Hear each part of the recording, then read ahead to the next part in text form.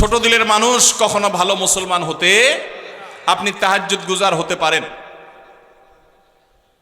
আপনি নিয়মিত নফল রোজা নফল নামাজকারী হতে পারেন, আপনি বহু দানকারী হতে পারেন, কিন্তু আপনার দিলটা যদি ছোট হয় তাহলে আর যা হোক আপনি আল্লাহর খাতায় ভালো মুসলমান হতে পারবেন না। তবে আমি দিল বড় করার মানে এটা বলতেছি না যে আপনার আকীদা, আপনার মানহাজ, আপনার বুঝ, আপনি যেটাকে সঠিক মনে করেন সেগুলো সব জবাই করে দিয়ে আপনাকে গোলালু হয়ে যেতে আমি বলছি না।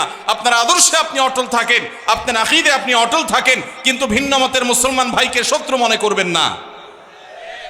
আমার ভাই, সে আমার শত্রু না। হাজারটা মত পার্থক্য তার সাথে আমার থাকতে পারে, সে আমার আপন, সে আমার ভাই। আল্লাহ আমাদের সবাইকে জান্নাতুল ফেরদাউসে মিলেমিশে একাকার হয়ে আমরা যে থাকবো, দুনিয়াতে আল্লাহ তাআলা সেই পরিবেশ আমাদেরকে করার তৌফিক দান করুন। জান্নাতে কি মুসলমানদের মধ্যে যারা হকপন্থী, কোরআন এবং সুন্নাহর অনুসারী, আহলুস সুন্নাহ ওয়াল জামাতের গণ্ডিতে যারা আছে, এদের মধ্যে যে ভিন্ন ভিন্ন মত আছে, ভিন্ন ভিন্ন সিলসিলা আছে, এদের বিভিন্ন সিলসিলা মানুষ থেকে মানুষ জান্নাতে যাবে না, যাবে না। এমনকি জান্নাত তো অনেক পরের বিষয়।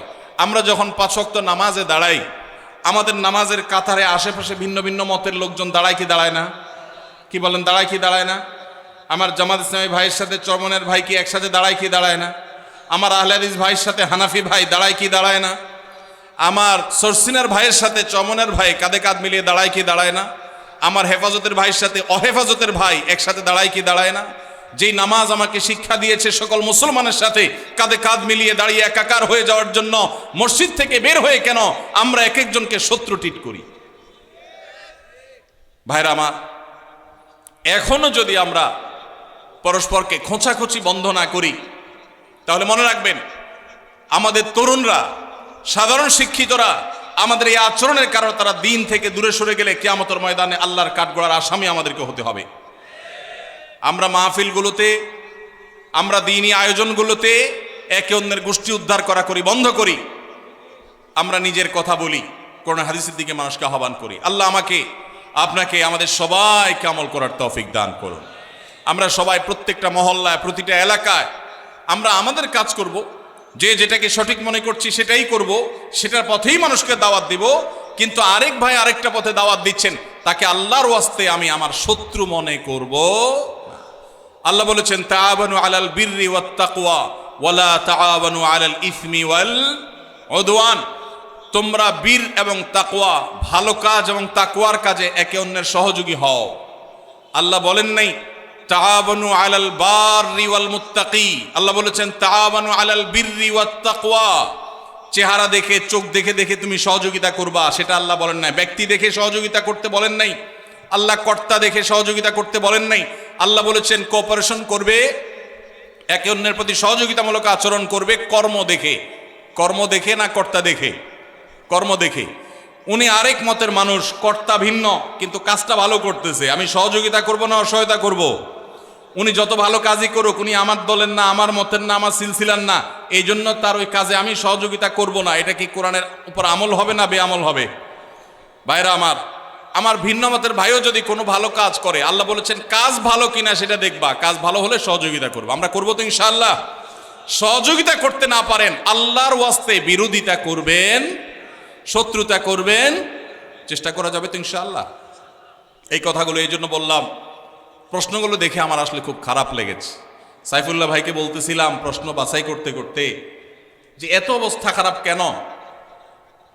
তিনিও প্রশ্ন পড়ে পড়ে হাসছেন আর বলতেছেন যে আমাদের এখানে সব সিলসিলা আছে তো, মাশাআল্লাহ, সিলসিলা সিলসিলা, এত সিলসিলা জমে গেছে যে এখানে কে কাকে খোঁচাখুচি করবে। হয়তো মুরব্বীরা এসব করে না, আমাদের অনুসারী ভক্ত ভাইদের অনেকে করে, অনেকে সওয়াবের কাজ মনে করে একে অন্যের গোষ্ঠী উদ্ধার করে। আছে না নেই? সওয়াব হবে না গুনাহ হবে? ভালো করে শুনে রাখবেন, যে আলেম আপনাকে বিভক্তি শিখায়, যে আলেম আপনাকে আপনার মুসলমান ভাইয়ের বিরুদ্ধে শত্রুতা শিখায়, সে আলেম আপনাকে কোরআন সুন্নাহর দিকে আহ্বান করছে না। আপনার কোন উস্তাজের সান্নিধ্য, সোহবত, সংস্রব যদি মুসলমানদের মধ্যে বিবাদকে উস্কে দেয়, তাহলে আপনার সে শিক্ষক পরিবর্তন করা প্রয়োজন। মনে রাখবেন, আল্লাহ নবী সাল্লাল্লাহু আলাইহি সাল্লাম উম্মতকে ঐক্যবদ্ধ করবার জন্য এসেছেন, বিভক্ত করবার জন্য আল্লাহ বলেছেন, স্মরণ করো তোমরা সেই সময়ের কথা, ইদ কুনতুম আ'দা ফাআল্লাফা বাইনা কুলুবিকুম, তোমরা ছিলে বহুদা বিভক্ত, একে অন্যের শত্রু। দিন এসে মুহাম্মদ সাল্লাল্লাহু আলাইহি সাল্লাম এসে তোমাদেরকে ঐক্যবদ্ধ করে দিয়েছেন। আউস খাজরাজের মধ্যকার বিভক্তি নবী সাল্লাল্লাহু আলাইহি সাল্লাম দূর করেছেন। আমরা যেখানে যাব আমরা ঐক্যের জয়গান গাইব, ঐক্যের জন্য আহ্বান করব, ভিন্নমতের ভাইদেরকে আমরা মেলাবার চেষ্টা করব, আমরা বিভেদকে বাড়াবো না, পারলে বিভেদ কমাবো। ডক্টর খন্দকার আব্দুল্লাহ জাহাঙ্গীর রাহমাহুল্লাহ বলতেন, মুসলিম জাতির মধ্যে ঐক্য সৃষ্টি করার মতো পাওয়ার আমার হাতে নাই, এত ক্ষমতা আমার হাতে নাই, তবে একটা কাজ আমি পারি, আমার ভাইদের মধ্যে যে এমনিতে বিভিন্ন বিষয় নিয়ে বিভক্তি হয়ে গেছে, নতুন করে সেই বিভক্তির মধ্যে কেরোসিন যাতে না ঢালা হয়, আমি সে ব্যাপারে সতর্ক থাকব। আমার কোনো কথার কারণে, আমার কোনো আচরণের কারণে আরেকটা যেন বিভক্তি না হয় সেই চেষ্টা করব। আমরা সবাই এটা আমরা আমল করার চেষ্টা করব তো ইনশাআল্লাহ। পাড়ায় পাড়ায়, মহল্লায় মহল্লায় সব ভিন্ন মতের মুসলমানদেরকে ভাই মনে করেন। এই যে 14ই ফেব্রুয়ারি আসছে, বিশ্ব বেহায়া দিবস আসছে, বিশ্ব জেনা দিবস আসছে, আপনি আপনার মতো দাওয়াতি কাজ করুন, আমি আমার মতো করি, ওনার মতো করুন। আমার কলেজের ভাইদেরকে, আমার ইউনিভার্সিটি ভাইদেরকে দাওয়াত দেন, দাওয়াতের অ্যাপ্রোচে যান, দাওয়াতের অ্যাপ্রোচে গিয়ে তাদেরকে বিনয়ের সাথে বুঝান, মানুষকে সতর্ক করেন, উম্মাহকে বাঁচানোর চেষ্টা করেন। তা না হলে এই মাটিতে, এই ভূখণ্ডে আমাদের সন্তানরা তারা দ্বীনি চেতনা নিয়ে টিকে থাকা চ্যালেঞ্জিং ব্যাপার হয়ে দাঁড়াবে। এখনই ইতোমধ্যে যে পরিবেশ হয়েছে, সামান্য কিছু শত্রু, আমাদের মুসলমানদের শত্রু, মুসলিম বিদ্বেষী, ইসলাম বিদ্বেষী হাতে গোনা কিছু, তারা আমাদের সন্তানদের চরিত্র নষ্ট করার জন্য হাজারটা আয়োজন করে ফেলেছে। আমরা নিজেদের মধ্যে বিভক্তিতে লিপ্ত। আমরা যদি ওই যে যার কাছে যা আছে সে যদি সেই উপায়ে নেমে যেত, তবলিগের ভাই গাছতে বের হয়ে গেছে কেন? ভ্যালেন্টাইন ডে এর অপসংস্কৃতিকে থামাবার জন্য। আরেক ভাই লিফলেট বিতরণে বের হয়ে গেছে কেন? ভ্যালেন্টাইন ডে এর অপসংস্কৃতিকে থামাবার জন্য। আরেক ভাই মাহফিলের মঞ্চে কথা বলছে কেন? এই অপসংস্কৃতির সবল থেকে আমার তরুণ প্রজন্মকে বাঁচাবার জন্য। তাহলে প্রত্যেকে যদি যার যার জায়গা থেকে আমরা অ্যাক্টিভ হই, ইনশাআল্লাহ অন্যায় এদেশে কোনো অবস্থাতে স্থান পেতে পারে না। আল্লাহ আমাদের সবাইকে কাঁধে কাঁধ মিলিয়ে কাজ করার তৌফিক দান করুন। আপনাদের প্রশ্নের দোষ ধরাতে আপনারা কি রাগ করেছেন? দেখেন, আপনারা আবার রাগ করেন না, কারণ আপনাদের এলাকার তারিফ করেছি। এখন আপনারা যদি বলেন শুধু পাম্পট্টি দিতে, তাহলে সেটা তো আমার সঠিক কাজ হবে না। আমি যেটা দোষ দেখেছি সেটাও বলার চেষ্টা করেছি। আল্লাহ আমাকে, আপনাকে, আমাদের সবাইকে ইসলাহ করার তৌফিক দান করুন। চলেন ভাই আমরা প্রশ্নের উত্তরে চলে যাই। অনেক প্রশ্ন, আপনাদের কয়টা উত্তর দেওয়া সম্ভব আমি জানি না। বিসমিল্লাহ। প্রথম প্রশ্ন, ধূমপান বা অ্যালকোহল পান করলে কি নামাজ হবে কিনা? বা আমরা অনেকের কাছে শুনেছি যে 40 দিন যাবত নামাজ হবে না, এটা কতটুকু সত্য? আর এটার ব্যাখ্যাও জানতে চাচ্ছিলাম। দেখুন, একটি হাদিস রয়েছে, নবী সাল্লাল্লাহু আলাইহি সাল্লাম বলেছেন, কেউ যদি নেশা গ্রহণ করে, নেশা জাতীয় কোনো দ্রব্য গ্রহণ করে এবং সে যদি নেশাগ্রস্ত হয়, 40 দিন যাবত তার ইবাদত কবুল হবে না, নামাজ কবুল হবে না। তো এই হাদিসে নেশাগ্রস্ত হওয়ার কথা বলা হয়েছে। ধূমপান করা গুনাহ, এটা জায়েজ নাই, এ বিষয়ে তেমন কোনো মতপার্থক্য আলেমদের মধ্যে নাই। আপনারা জানেন আমাদের দেশে কয়েকটা রোগের কারণে মানুষের মৃত্যুর হার, স্বাভাবিক মৃত্যুর হার কমে ভয়াবহভাবে মৃত্যুর হার বেড়ে চলেছে। এর মধ্যে অন্যতম হলো ক্যান্সার। আমাদের সমাজে আগে এক একটা ইউনিয়নে একজন ক্যান্সারের রোগী খুঁজে পাওয়া কঠিন হতো, এখন ঘরে ঘরে ক্যান্সারের রোগী। আপনি খোঁজ খবর নিলে দেখবেন 2-4-5টা ফ্যামিলির মধ্যে, আত্মীয় স্বজনের চেইনের মধ্যে একজন না একজন ক্যান্সারের রোগী পাওয়া গেছে। ক্যান্সারের যত কারণ আছে এর মধ্যে সবচেয়ে বড় কারণ হলো এই মাদক। এমনকি যারা পানের সাথে জর্দা খান, সাদা পাতা খান, ক্যান্সারের কারণ। ডাক্তাররা সতর্ক করেন কিন্তু আমরা শুনি না। যারা ধূমপান করছেন তারা নিজেদেরকে ধ্বংসের দিকে ঠেলে দিয়েছেন। এই জন্য এটাকে সারা বিশ্বের সমস্ত ওলামা ইকরাম ঐক্যবদ্ধভাবে এটাকে নাজায়েজ বলেছেন। অনেক ওলামা ইকরাম এটাকে হারাম বলেছেন। এই জন্য এমনিতে ধূমপান করা নাজায়েজ কথা, গুনাহের কথা। পাশাপাশি কেউ যদি নেশাগ্রস্ত হয়ে যায় তাহলে তার 40 দিনের ইবাদত কবুল হবে না, সে কথাও হাদিসে আছে। বিধায় এটা থেকে বেঁচে থাকা দরকার। আমাদের যে সমস্ত ভাইয়েরা ধূমপানের বদভ্যাসে এখনো আছেন, অনেকেই আছে, এই মাহফিলে হয়তো থেকে থাকতে পারেন, তাদের সংশোধনের জন্য সবচেয়ে বড় সুযোগটা সামনে আসছে রমজান মাস।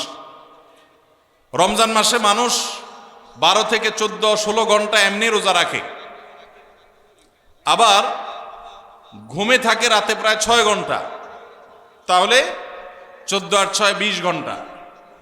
তারাবির নামাজ এবং অন্যান্য ইফতার সাহারি এগুলো মিলে যদি আরো 1 ঘন্টাও ধরেন তাহলে 21 ঘন্টা, আর বাকি থাকে কয় ঘন্টা দিনের? মাত্র 3 ঘন্টা যদি কষ্ট করে জিম খিসে কেউ নিজেকে নিয়ন্ত্রণ করতে পারে তাহলে 30 দিন তার ধূমপান ত্যাগ করার অভ্যাস গড়ে উঠবে ইনশাআল্লাহ। অনেক ভাই আছেন ধূমপান ত্যাগ করতে চান, কিভাবে করবেন তিনি জানেন না। রমজান মাস হলো তার সবচাইতে বড় সুবর্ণ সুযোগ, চাইলেই এই বদভ্যাস ত্যাগ করা যায়। আল্লাহ আমাদেরকে তৌফিক দান করুন। এরপরে প্রশ্ন, বড় বড় আলেম ওলামা পরামর্শ দেন যারা মাদ্রাসায় খেদমত করেন আপনারা খেদমতের পাশাপাশি ছোটখাটো ব্যবসা করবেন।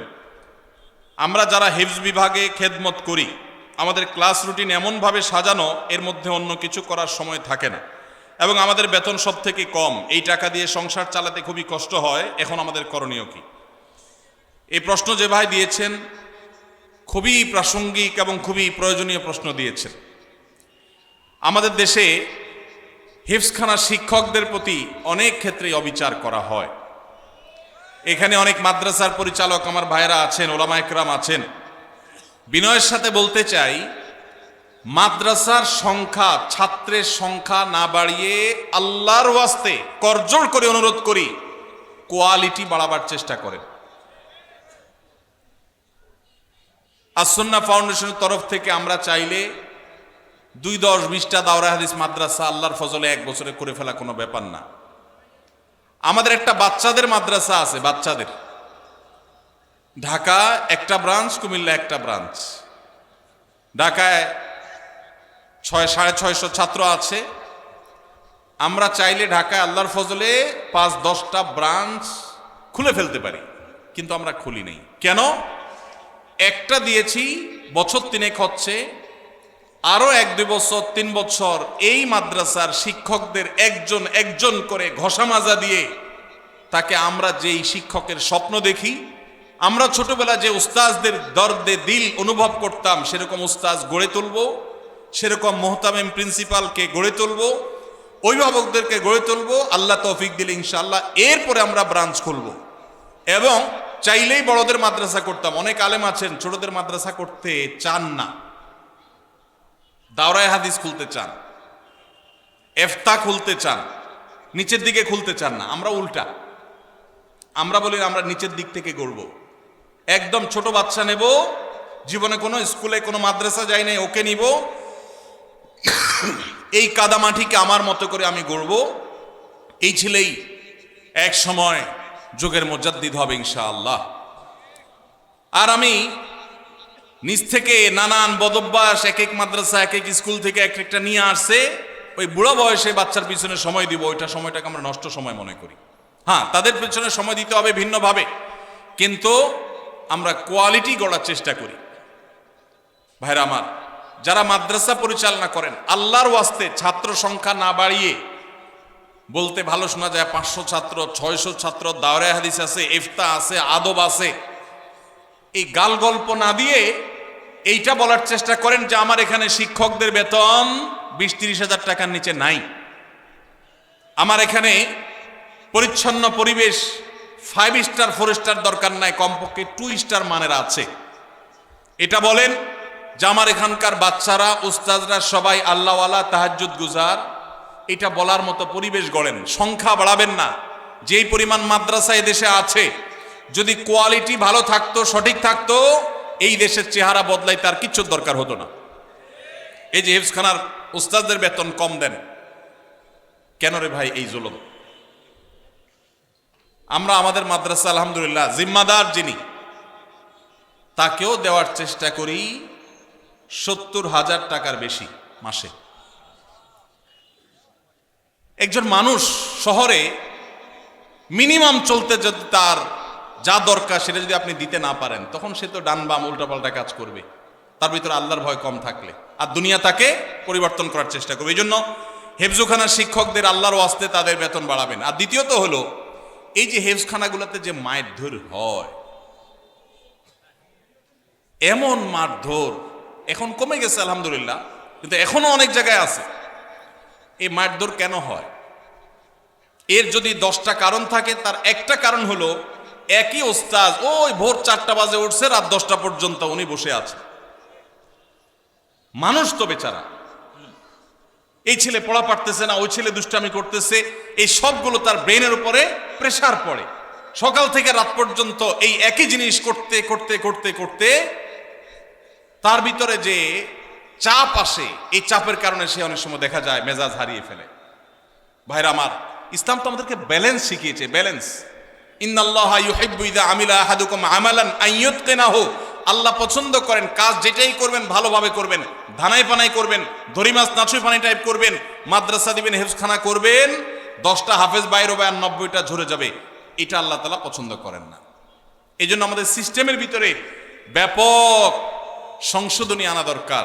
বিশেষ করে হেফজখানাগুলোতে শিক্ষকদের ফ্যামিলি নিয়ে সাথে থাকার সুযোগ তো নাই, উল্টা যে বেতন দেন বেচারা 4 মাসে একবার বাড়িতে যাইতে পারে, বউ বাচ্চার কাছে যেতে পারে না, ডিপ্রেশন, মাথা পেরেশানি এগুলো থাকে, তখন বাচ্চাদের উপরে নানামুখী জুলুম তার দ্বারা হয়ে যায়। এই জন্য ভাইরা আমার, অন্তত কিছু মেসাল সৃষ্টি করেন, কিছু উদাহরণ সৃষ্টি করেন। এই কথাগুলো আপনাদের বলছি, আপনারা অনেকে মাদ্রাসা পরিচালনা করেন, এখানে উলামা ইকরাম আছেন, হেফজখানা শিক্ষকদের এই দিকটা দেখা দরকার। পাশাপাশি প্রশ্ন যে একটা গুরুত্বপূর্ণ বিষয় উঠে আসছে, আলেমদের অন্য কাজ করা দরকার, এর সাথে আমি শতকণ্ঠে একমত পোষণ করি। উলামা ইকরাম যারা আছেন, আল্লাহর হস্তে কিছু একটা আপনার ইমামতির পাশাপাশি, আপনার শিক্ষকতার পাশাপাশি কিছু একটা করেন। একমাত্র বাংলাদেশ অদ্ভুত এক দেশ, এদেশে আলেমরা কিছু করলে মানুষ বলে হুজুর দুনিয়াদার হয়ে গেছে। 2004-05 সনের দিকে আমার মনে পড়ে, আমি ঢাকার মণিপুরে এক মসজিদে তখন জিম্মাদারিতে ছিলাম, ইমামতি করি, খতিব সেখানে এখন মৌলানা ওমায়ের কব্বাদী সাহেব আছেন, ওনাকে রেখে আমি সৌদিতে গেছিলাম। তো আমার মনে আছে, আমার মুয়াজ্জিন সাহেব উনি তখনকার আমলে আপনার ওই যে ফোনে রিচার্জ করার যে কার্ড, তখন তো কার্ড অনেক বেশি বিক্রি হতো, তখন এই কার্ডগুলোর ব্যবসা উনি শুরু করবেন, আমার সাথে পরামর্শ করলেন। আমি বললাম খুব ভালো কথা, দেদারসে শুরু করে দেন। কোন মুসল্লি যদি আপনার চোখের দিকে তাকায়, আমাকে দেখা দিবেন সেই মুসল্লিকে, তারা শায়েস্তা করার দায়িত্ব আমার। উলামা ইকরাম তারা যদি তাদের দ্বীনি কাজের পাশাপাশি ব্যবসা বাণিজ্য করেন, দেশের জন্য ভালো না খারাপ? আপনি যদি সৌদি আরবে যান, আপনি অবাক হয়ে যাবেন। একজন ইমাম পাওয়া কঠিন হবে, শতকরা একজন ইমাম পাওয়া কঠিন হবে যে ইমাম শুধু ইমামতি করে। অদ্ভুত দেখ, শুধু বাংলাদেশ, আর কিছু করতে পারে না।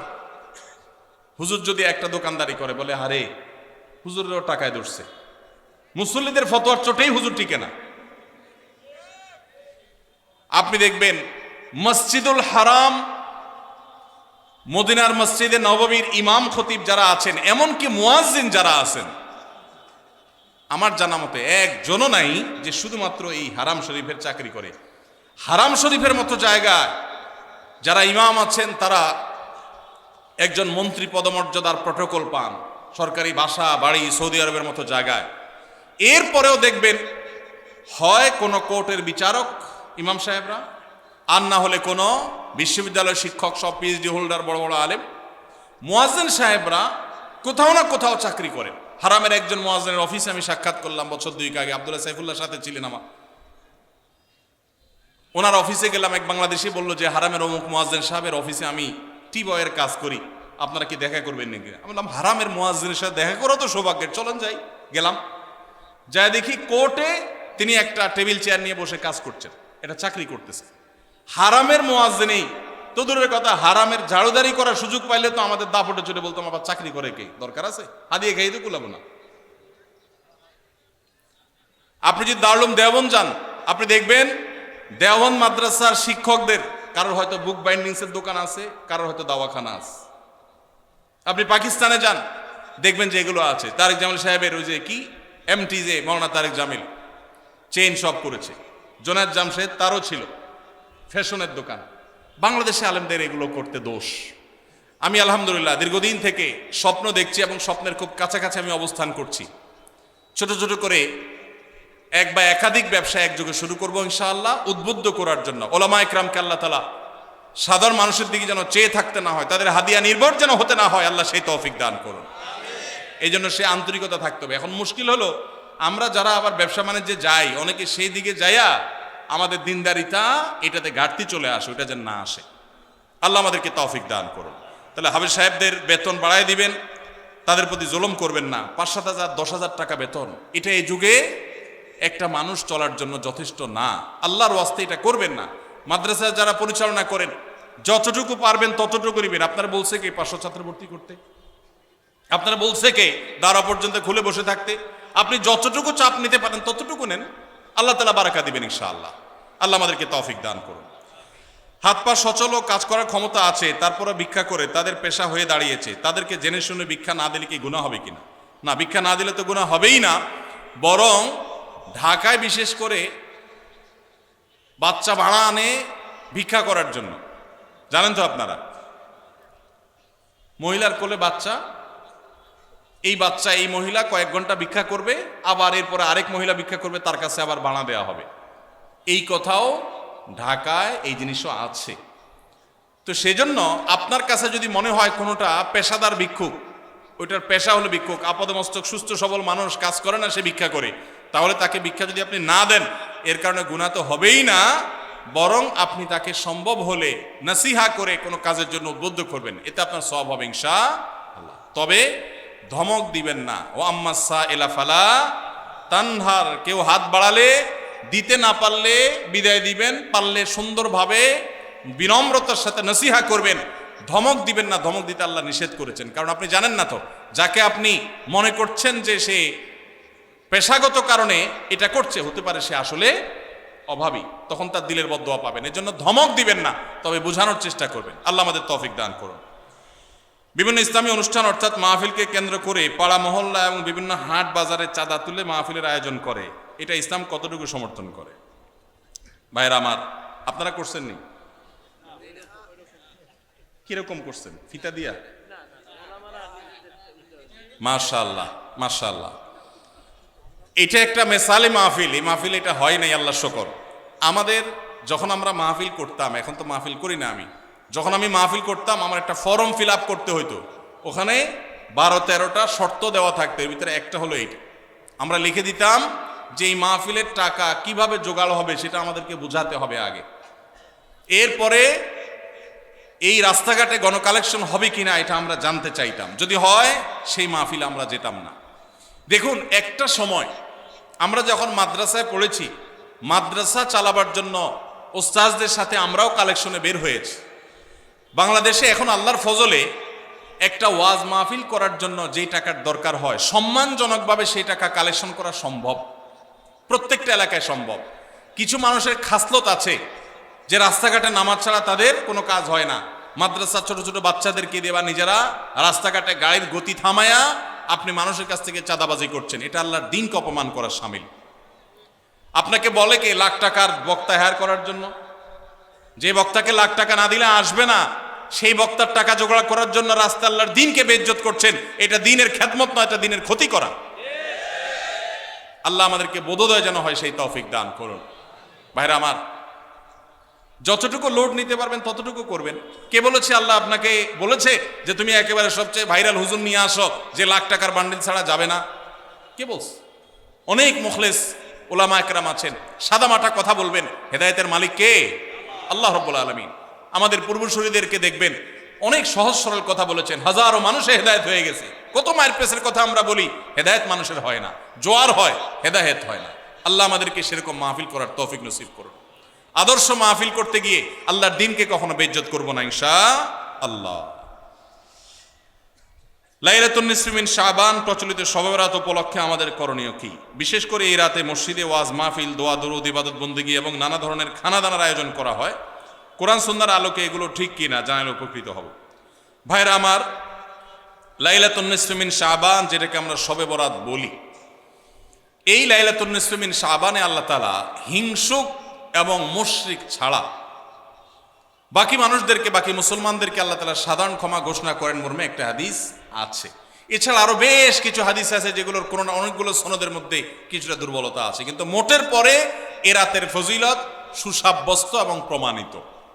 কিন্তু এর মানে এই নয় যে এই রাতকে কেন্দ্র করে আমরা যা করি আমাদের দেশে তার সব সঠিক। আমাদের দেশে লাইলাতুল বরাতে মানুষের যে ভিড় মসজিদগুলোতে, এটা তো ভালো জিনিস যে মানুষ মসজিদে আসছে, কিন্তু অন্যদিন না এসে এই রাতে বেশি আসার কারণটা কি? লাইলাতুল কদর বেশি ফজিলতপূর্ণ নাকি এই রাত বেশি ফজিলতপূর্ণ? লাইলাতুল কদরের সাথে কোনো তুলনা চলবে? সেই রাতে মানুষ কি এত বেশি ইবাদতের চেষ্টা করে? তাহলে এই রাতে এত বেশি চেষ্টার রহস্যটা কোথায়? রহস্য হলো আমাদের দেশে মানুষ মনে করে যে এই রাতে ভাগ্য ঠিক হয়, অতএব সারা বছর যাই করি না করি এই একটা রাত মসজিদে গিয়া আল্লাহ বিল্লাহ করে যদি সারা বছরের ভাগ্যটা ঠিকঠাক করা যায়, এরপর আর মসজিদে যায় কেনা। এই চালাকি করলে কি ভাগ্য ঠিক হয়ে যাবে? ভাইরা আমার, লাইলাতুন নিসফে মিন শাবানকে কেন্দ্র করে বহুবিধ বিদআত, বহুবিধ বাড়াবাড়ি, বহুবিধ কুসংস্কার আমাদের সমাজে আছে। এক সময় তো প্রচুর পরিমাণ পটকা ফুটাফাটি চলতো। আলহামদুলিল্লাহ প্রশাসনের ভাইয়েরা প্রতি বছর নিষেধাজ্ঞা আরোপ করেন এবং এটা অনেকটা কমেছে, যেটা আমাদের নিরাপত্তা হুমকির মধ্যে আমাদেরকে ফেলে। দ্বীনের নামে আমরা কখনো সেগুলো করতে পারি না। অনেক মসজিদে আলোকসজ্জা করা হয়, আলোকসজ্জা তো আপনি এমনিই করেন সারা বছর, কিন্তু এই রাতকে কেন্দ্র করে আলাদা করে আলোকসজ্জা করা, এই রাতকে কেন্দ্র করে ওই যে হালুয়া রুটি খাওয়া খাওয়ার একটা ব্যাপার এখনো আমাদের দেশে কোথাও কোথাও আছে। অনেকে মনে করে নবীজির দাঁত মোবারক শহীদ হয়েছেন উহুদের ময়দানে, তো তিনি হালুয়া খাইছেন, সেজন্য আমরা ভালো দাঁতে হালুয়া খাই। নবীজির দাঁত ভাঙে হালুয়া খাইছেন, আমাদের আস্ত দাঁতে আমরা কি খাই? হালুয়া খাই। আপনার বাপের ঠ্যাং ভেঙে গেছে, উনি একটা লাঠি দিয়া খোড়ায় খোড়ায় হাঁটে, আপনার আস্ত ভালো দুইটা ঠ্যাং আছে, আপনি বাপের মহব্বতে বলছেন বাবা তোমার পাওটা ভেঙে গেছে, সেই মহব্বতে আমি আমার ভালো পাও নিয়ে লাঠি দিয়ে আমি খোড়ায় খোড়ায় হাঁটতেছি। কি বলেন? বাপ খুশি হবে? খুশি হবে? বলবে এটা তো বেয়াদবি, তামাশা করতেছো আমার সাথে, আমার ভেঙাইতেছো। নবীজি সাল্লাল্লাহু আলাইহি সাল্লাম দাঁত মোবারক শহীদ হয়েছে বাতিলের বিরুদ্ধে জিহাদ করতে গিয়ে। আপনি বাতিলের সাথে আঁতাত করবেন আর হালুয়া খায়া নবীজির সুন্নত আদায় করবেন, এর চেয়ে বড় হাস্যকর জিনিস আর হতে পারে না। অতএব সব ধরনের বাড়াবাড়ি কুসংস্কার আমাদের বন্ধ করতে হবে। এমনকি এই রাত উপলক্ষে মসজিদে দোয়া দুরুদের জন্য সমবেত হওয়া, এ রাতে মানুষকে ডাকাডাকি করে একেবারে এই রাতের ফজিলতের জন্য মসজিদে সবাই একত্র হওয়াকে যারা জরুরি মনে করেন তারাও ভুলের মধ্যে আছেন। ব্যক্তিগত ইবাদতে আল্লাহর ক্ষমা পাওয়ার জন্য চেষ্টা করতে পারেন, সেটা ভিন্ন বিষয়। আল্লাহ আমাদেরকে বুঝার তৌফিক দান করুন। আমাদের দেশে কেউ মারা গেলে চল্লিশা বা জমাত খাওয়ানো হয়, এটা জায়েজ আছে কিনা? ভাইরা আমার, বাংলাদেশের সবচেয়ে শক্তিশালী বেদাত হলো এই বেদাত। এর চেয়ে বড় শক্তিশালী বেদাত এদেশে আর নাই। এই ঠিক ঠিক বলা মানুষ বহু লোক আছে জমাত খায় বেড়ার। এই বরগুনার আমাদের অফিসে কিছু স্টাফ আছে, বরগুনার 2-3 জন আমার পরিচিত, তো এরা আমি শুনছি যে তাদের একটা গ্রুপ খুলছে, তারা ফেসবুকে না যেন হোয়াটসঅ্যাপে গ্রুপ খুলছে, জমাত খাওয়ার গ্রুপ। কোথায় কখন কে মরে, কোথায় কার মরার খাওয়ান হয়, ওই গ্রুপে জানাই দিলে সবাই দলে দলে সেখানে চলে যায়। এটা তারা এক এক ইউনিয়নের এক একজন মিলে এটা করছে যাতে কোনো ইউনিয়নের জমাত যাতে মিস না হয়। তো ভাই, এটা হলো সবচেয়ে শক্তিশালী বিদআত। কেন? আমি একটা কথা প্রায় বলি, আপনি গুগলে গিয়ে, সবার হাতে হাতে এখন আজকাল মোবাইল আছে, স্মার্টফোন আছে, গুগলে গিয়া শ্রাদ্ধ লিখে সার্চ দিবেন, তালিব্য রফালা আকার দয়ের পিঠে বড় ধ, শ্রাদ্ধ।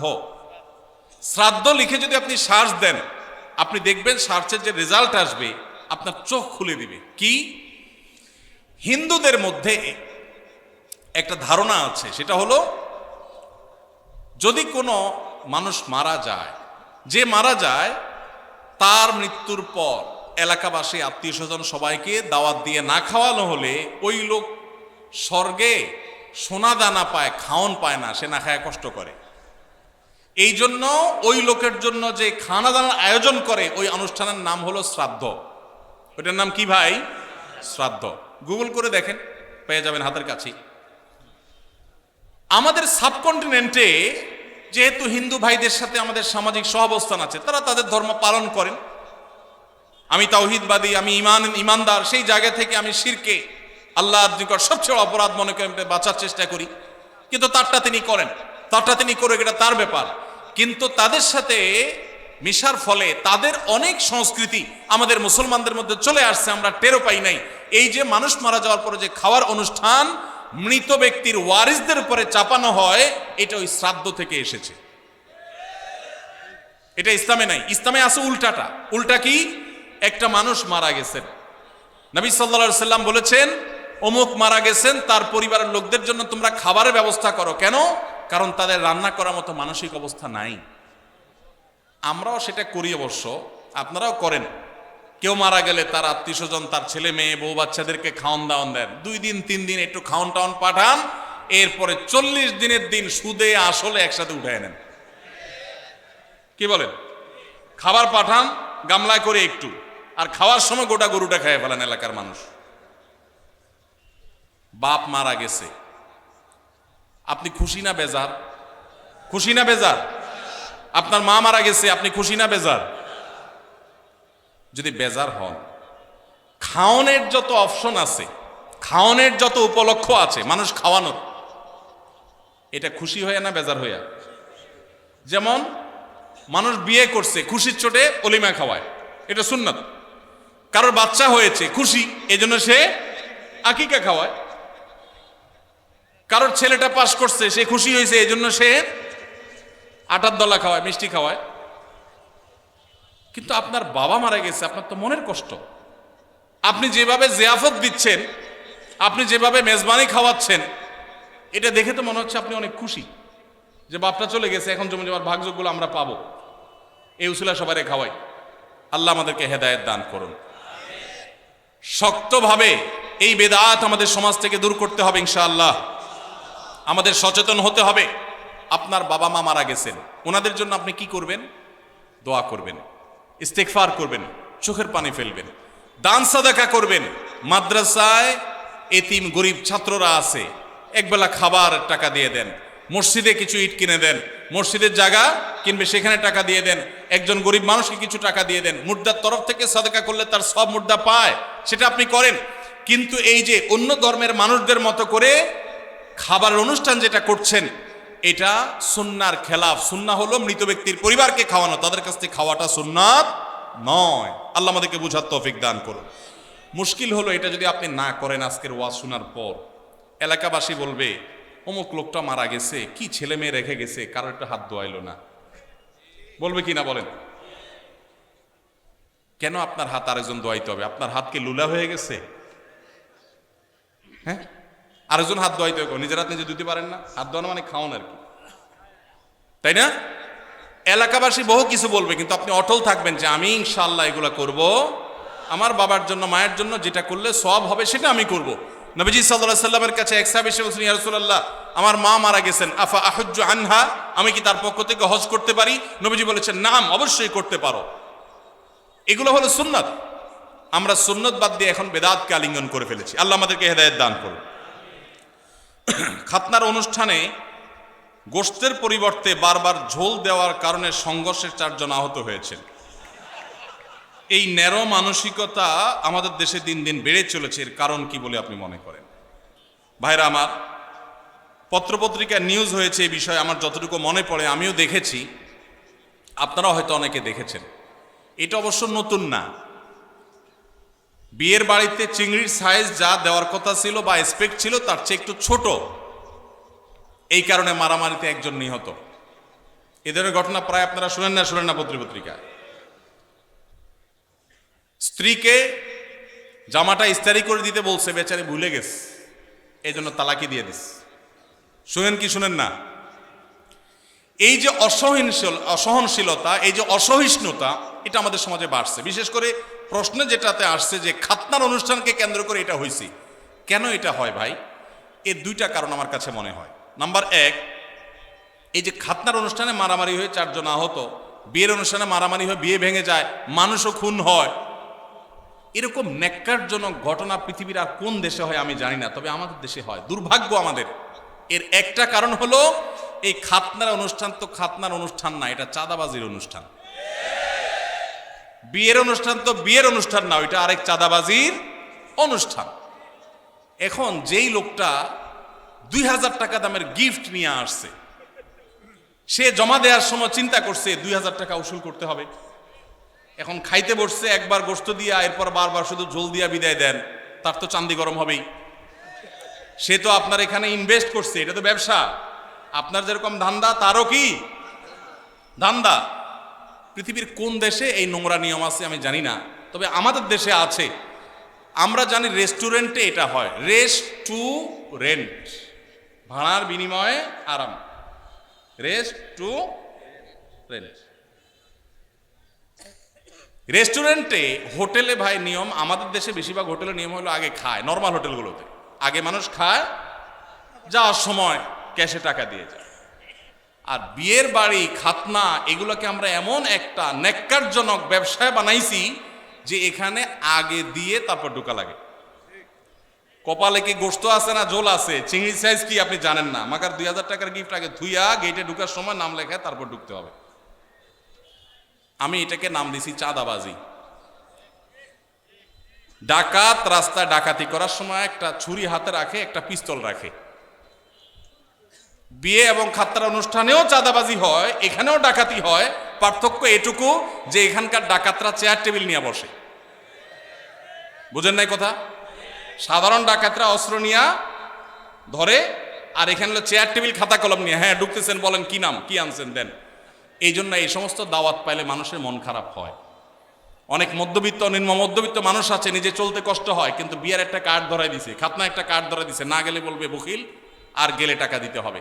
খাবে না 500 টাকা, দিতে হবে 2000 টাকা। এটা কি জায়েজ না জায়েজ কাজ? যুবক ভাইয়েরা যারা বিবাহ করেন নাই, বাবাজিরা যারা ছেলে মেয়েকে বিবাহ করাবেন, আল্লাহর ওয়াস্তে দীপ্ত কণ্ঠে শপথ করেন এবং মনে মনে সংকল্প করেন, আমরা ইনশাল্লাহ এই অনাচার এই সমাজ থেকে দূর করব।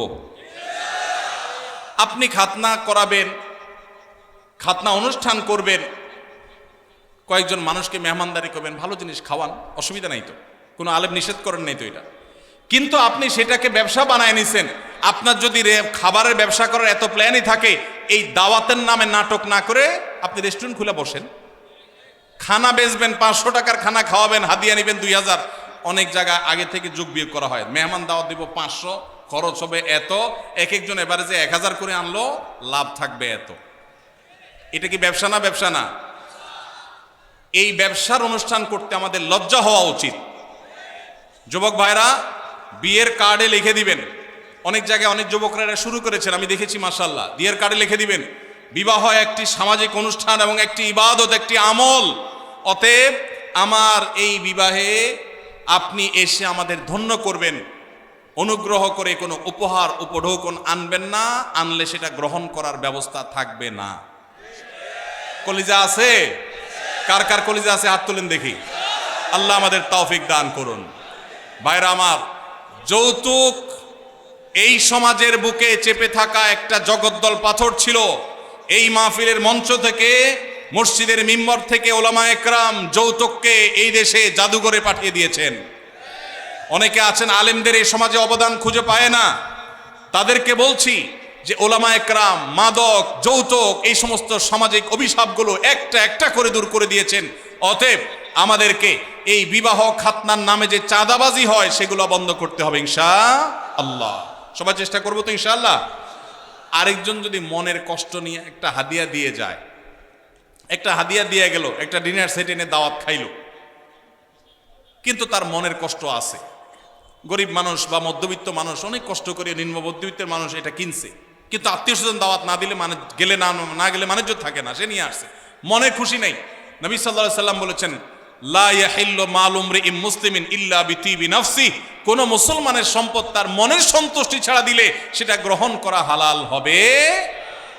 তাহলে আপনি হারাম খাচ্ছেন। আল্লাহকে আমরা ভয় করব, চেষ্টা করবো তো ইনশাআল্লাহ। এই যে খাতনা অনুষ্ঠানে মারামারি, বিয়ের অনুষ্ঠানে মারামারি, এর একটা কারণ হলো এইটা, যে এটাকে চাঁদাবাজি বানায় নিছেন। এই জন্য জৈসা করনা ওয়াইসা ভরনা, যেমন করবেন অমন পাবেন। নাম্বার 2, দ্বিতীয় কারণ হলো আমাদের মন মানসিকতাগুলো দিন দিন এত বেশি ভোগবাদী হয়ে উঠছে, আমাদের শিক্ষিতের হার বেড়েছে, মনুষ্যত্বের হার বাড়ে নাই। আমাদের দেশে শিক্ষিত মানুষের হার বেড়েছে, ভালো মানুষের হার বাড়ে নাই, কমেছে। যার কারণে সর্বত্র দেখবেন দুর্নীতি, অপশাসন, অন্যায়, অনাচার ভরে গেছে। এজন্য আমাদের সমাজে, আমাদের শিক্ষা প্রতিষ্ঠানগুলোতে, আমাদের জাতীয় কারিকুলামে, আমাদের স্কুল কলেজে ধর্মীয় শিক্ষা বাধ্যতামূলক করতে হবে।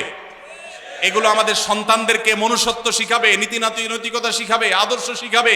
যতদিন আমাদের শিক্ষা প্রতিষ্ঠানগুলোতে, পরিবারগুলোতে দ্বীনের চর্চা ছিল, ততদিন মানুষ এত নিচে নামে নাই, আলহামদুলিল্লাহ। এখন দিনদারিতা কমছে, মানুষ পশুত্বকে হার মানিয়ে দিচ্ছে। আল্লাহর ওয়াস্তে আমরা সহনশীলতার চর্চা করব। আমাদের মধ্যে সবর কমে যাচ্ছে, বেসবরই বাড়ছে। নফল আমল করার মানুষ পাবেন, ওয়াজ মাহফিলে আসার মানুষের অভাব নেই, কিন্তু চুন থেকে নুন খসলেই চান্দি গরম হয়ে যায়। ভালো না খারাপ? ভালো না খারাপ? যে নিজের রাগকে সংবরণ করতে পারে না, সে কি ভালো মুসলমান? যে রাগকে সংবরণ করতে পারে। আপনি গিয়েছেন একটা দাওয়াতে, অনেক মানুষকে বড় মুখ করে নিয়ে গেছেন, যারা দাওয়াত খাওয়াচ্ছে তারা একটু ছোট লোকই করছে, হয়তো একটু মেহমানদারিতে কমতি করছে, কিন্তু তাই বলে আপনি সেখানে গন্ডগোল, ফাসাদ, ঝগড়া লাগাবেন? আপনার চাইতে নিচু মানুষ তো আরেকজন হতে পারে না। এজন্য যুবক ভাইরা নিজেদেরকে ধৈর্যশীল বানানোর চেষ্টা করবো তো ইনশাআল্লাহ। কিয়ামতের ময়দানে আল্লাহর কাছ থেকে ব্লাঙ্ক চেকের মাধ্যমে যদি কেউ সওয়াব পেতে চান, ব্লাঙ্ক চেক তো বুঝি আমরা না, কেউ কোনো কাজের বিনিময়ে আপনাকে 2 লাখ, 5 লাখ, 10 লাখ বা কিছু একটা ফিগার দিলেন, এটা এক জিনিস। আরেকটা হলো চেকে সই করে খালি চেক দিয়ে দিছে, অঙ্ক তুমি বসায় নয়, যা খুশি। তো এর চাইতে বড় বিনিময় আর হতে পারে? আল্লাহ রাব্বুল আলামিন কিয়ামতের ময়দানে ব্লাঙ্ক চেকের মতো বিনিময় দিবেন, একটা আমলের বিনিময়। বলবো সেটা কোনটা? আল্লাহ বলেছেন কোরআনে, ইন্নামা ইউওয়াফাস সাবিরুনা আজরাহুম বিগাইরি হিসাব। ধৈর্যশীলদের, যারা নিজেদেরকে সংবরণ করতে পারে, চান্দি গরম হলে উল্টাপাল্টা বলে ফেলে না, করে না, সবসময় সবর করে। সবরের যে 3টা প্রকার আছে, ইবাদত করতে গিয়ে সবর, পাপ কাজ ছাড়তে গিয়ে সবর। সবাই ভ্যালেন্টাইন ডে উপলক্ষে সাথীরা, বন্ধুরা অপকর্মে লিপ্ত হয়, সে তার জীবনকে বাঁচাবার জন্য, চরিত্রকে বাঁচাবার জন্য সংগ্রাম করে বেড়ায়। এটা একটা সবর। মাথা রক্ত উঠার মতো কাজ হয়েছে, কিন্তু সে নিজেকে ধরে রাখতে পারে, হজম করে, সবর করে, এটা সবচেয়ে বড় সবর।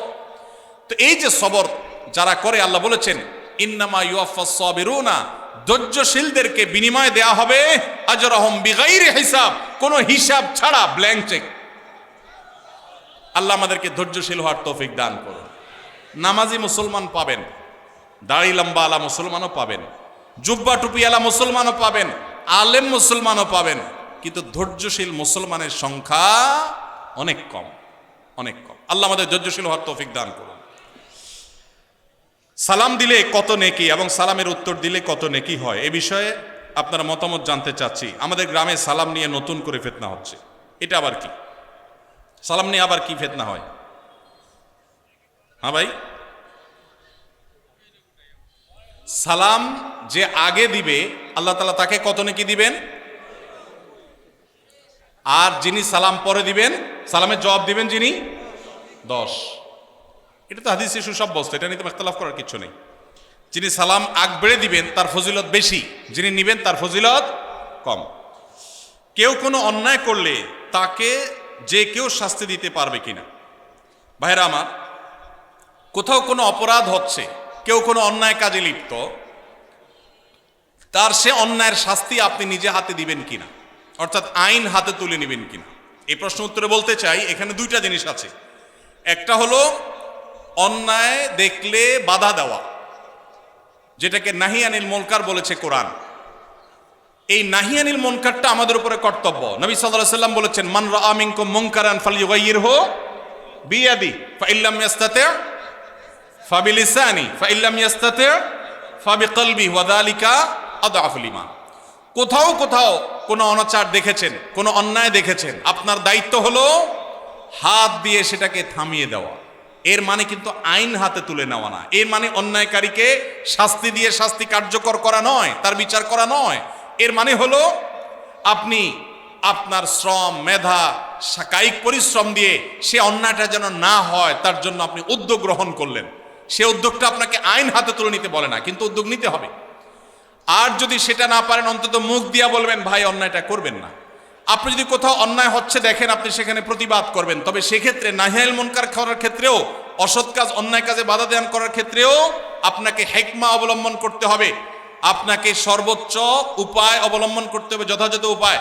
যদি সেক্ষেত্রে আপনি ত্রুটি করেন তাহলে দ্বীনের খেদমত করতে গিয়ে দ্বীনের আরো ক্ষতি হতে পারে কি পারে না? এই জন্য ভাইরা, বিদগ্ধ আল্লাহ ভীরু আলেমদের সংস্রব সোহবত তত্ত্বাবধান নিয়ে এই সমস্ত কাজ করবেন, তাহলে এই সব কাজ সুফল বয়ে আনবে, আর না হলে এগুলো ক্ষতি আমাদের করবে। চেষ্টা করবো তো সবাই ইনশাআল্লাহ। ভাইরা আমার, আমাদের অনেক ভাইরা আছেন এই জাতীয় কাজ করতে গিয়ে তারা লেজে গোবর করে ফেলেন। এজন্য ওলামাদের তত্ত্বাবধান এবং পরামর্শ গ্রহণ করবো ইনশাআল্লাহ।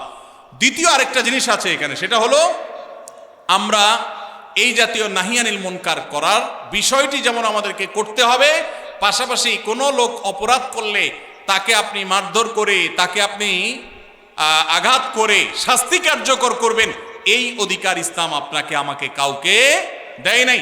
এটা করবে বিচার ব্যবস্থা, ইসলামিক বিচার ব্যবস্থা যেন আসে, আল্লাহর বিধানের যেন বিচার হয় তার জন্য চেষ্টা করবেন। তাই বলে আপনি নিজে বিচার শুরু করবেন না। যদি করেন তাহলে কি হবে? সমাজ সুশৃঙ্খল হবে না বিশৃঙ্খল হবে? আমার মতে আপনি অপরাধী, আপনাকে শাস্তি দেওয়া দরকার, আমি আপনাকে মারা শুরু করব। আপনার মতে আমি অপরাধী, আপনি আমাকে মারা শুরু করবেন, সমাজে কি শান্তি হবে না অশান্তি হবে? ইসলাম আমাদেরকে শৃঙ্খলা শিখায় না বিশৃঙ্খলা শিখায়? অতএব আমরা আইন কখনো হাতে তুলে নিব না। কারোর বিচার করার দায়িত্ব আমার আপনার না, তবে আমাদের দায়িত্ব নাহিয়ানিল মুনকার করা। আমরা একদিকে দেখা যায় অনেকে বিচারের কাজ নিজের হাতে তুলে নেন, আবার অনেককে দেখা যায় তারা নাহিয়ানিল মুনকারটা পর্যন্ত করেন না। আল্লাহ আমাদেরকে ব্যালেন্স করার তৌফিক দান করুন। চেষ্টা করবো তো ইনশাআল্লাহ। ভাইরা আমার, আমরা অনেকে মনে করি না আমরা বিচার করে ফেলবো।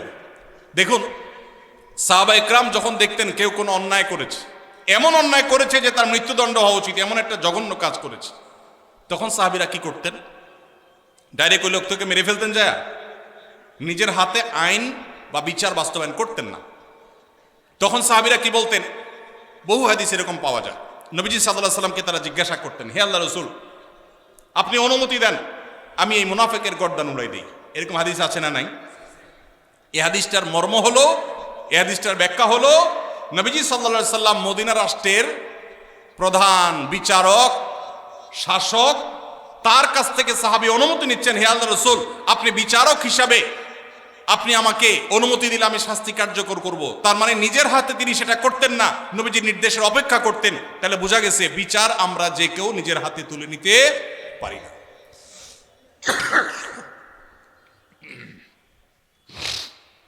কাজী অফিসে গিয়ে উভয় পক্ষের সম্মতিতে 3 তালাক বলে বিবাহ বিচ্ছেদ করলাম, এখন কি সে আমাকে নিতে চায়, এখন আমার করণীয় কি? ভাইরা আমার, তালাকের মাসআলা এই বরগুনাতে দাওরাত হাদিস মাদ্রাসা আছে না নাই? আছে। বড় বড় মসজিদ আছে যেখানে বড় বড় মুফতি সাহেবরা আছেন, এগুলো ওলামাদের কাছে গিয়ে জিজ্ঞাসা করবেন। শর্টকাট সব মাসালার উত্তর এই সংক্ষিপ্ত ভাষণে জানতে আসবেন না, কারণ তালাকের মাসালা এভাবে দিলে ভুল হতে পারে। এখানে কনভারসেশন লাগবে, আপনাকে আর অনেক প্রশ্ন করতে হবে, ডিটেইল লাগবে, তারপর উত্তর দিতে হবে। এই জন্য তালাকের প্রশ্ন উত্তর সাধারণত আমরা সংক্ষিপ্ত প্রশ্ন উত্তরে ভাষণে দেই না। এই জন্য ওলামাদের শরণাপন্ন হবেন, সব কিছু শর্টকাটে জানার চেষ্টা করবেন না। কোনো ব্যক্তি যদি তার সম্পত্তি 5 জন সন্তানদের মধ্য থেকে একজনকে বাদ দিয়ে 4 জনকে লিখে দিয়ে দেয়, সে ব্যক্তি মারা গেলে তার জানাজা নামাজ পড়া যাবে কিনা? ভাইরা আমার, আমাদের দেশে অনেকে এই কাজটা করেন, তেজ্যপুত্র করেন। প্রচলিত আইনে তেজ্যপুত্র কোথাও থাকতে পারে, কিন্তু ইসলামে তেজ্যপুত্র বলতে কোনো কিছু নবী করিম সাল্লাল্লাহু আলাইহি সাল্লাম পরিষ্কারভাবে নিষেধ করেছেন। কোনো মুসলমান অন্য মুসলমানকে ত্যাগ করে চিরকালের জন্য তার সাথে সম্পর্ক ছিন্ন করে ফেলবে, এটা জায়েজ। লা ইয়াহিল্লু লিমুসলিমিন আন ইয়াহজুরা আখাহু ফাওকা 3 লায়াল। 3 দিনের বেশি কোনো মুসলমানের সাথে অভিমান করে সম্পর্ক ছিন্ন করা জায়েজ আছে? নাই। এখন সন্তান খারাপ, যত খারাপ হোক, আপনি সন্তানকে তথাকথিত তেজ্যপুত্র করলেন, করে কোনো সম্পদ দিলেন না, বঞ্চিত করলেন, আল্লাহর কাঠগড়ার আসামি হবেন। আপনার ঘরে জন্মগ্রহণ করেছে, অতএব আল্লাহর কোরআনের মিরাসের আয়াতের নির্দেশের আলোকে এটা তার প্রাপ্য হক হয়ে গেছে। হ্যাঁ, সে যদি মোরতাদ হয়ে যায়, ইসলাম থেকে খারিজ হয়ে যায়, তাহলে সেটা মানে আমিনাল ইরফ, বা সে পরিত্যক্ত সম্পদ থেকে বঞ্চিত হবে। কিন্তু মুসলমান আছে, আপনার কথা শুনে না, আপনার খায় খেদমত করে নাই, আপনি সে অজুহাতে তাকে কিছু দিলেন না, বাকি সন্তানদেরকে দিয়ে দিলেন, আল্লাহর কাঠগড়ায় আসামি হতে হবে, জায়েজ হবে না। এখন এইটা যদি কোনো লোক করে, জীবদ্দশা দিতে চায় তাহলে সমান হারে দিতে হবে। এক সাহাবী নবীজিকে এসে বলছেন, ইয়া রাসূলুল্লাহ, আমার সন্তানকে অমুক ছেলেকে আমি এটা দিয়েছি। নবী সাল্লাল্লাহু আলাইহি ওয়াসাল্লাম বলেছেন, বাকি সবাইকে দিয়েছ? বলেন না, দেই নাই। তখন নবী সাল্লাল্লাহু আলাইহি ওয়াসাল্লাম বলেছেন, ইত্তাকুল্লাহ ওয়া আদিলু বাইনা আওলাদিকুম, আল্লাহকে ভয় করো আর সন্তানদের মধ্যে সমতা বজায় রাখো। এই জন্য ভাইরা, এই জুলুম করা যাবে না। ইসলাম আমাদেরকে সাম্য এবং ইনসাফ শিখিয়েছে, সেটা আমাদের সব ক্ষেত্রে করতে হবে।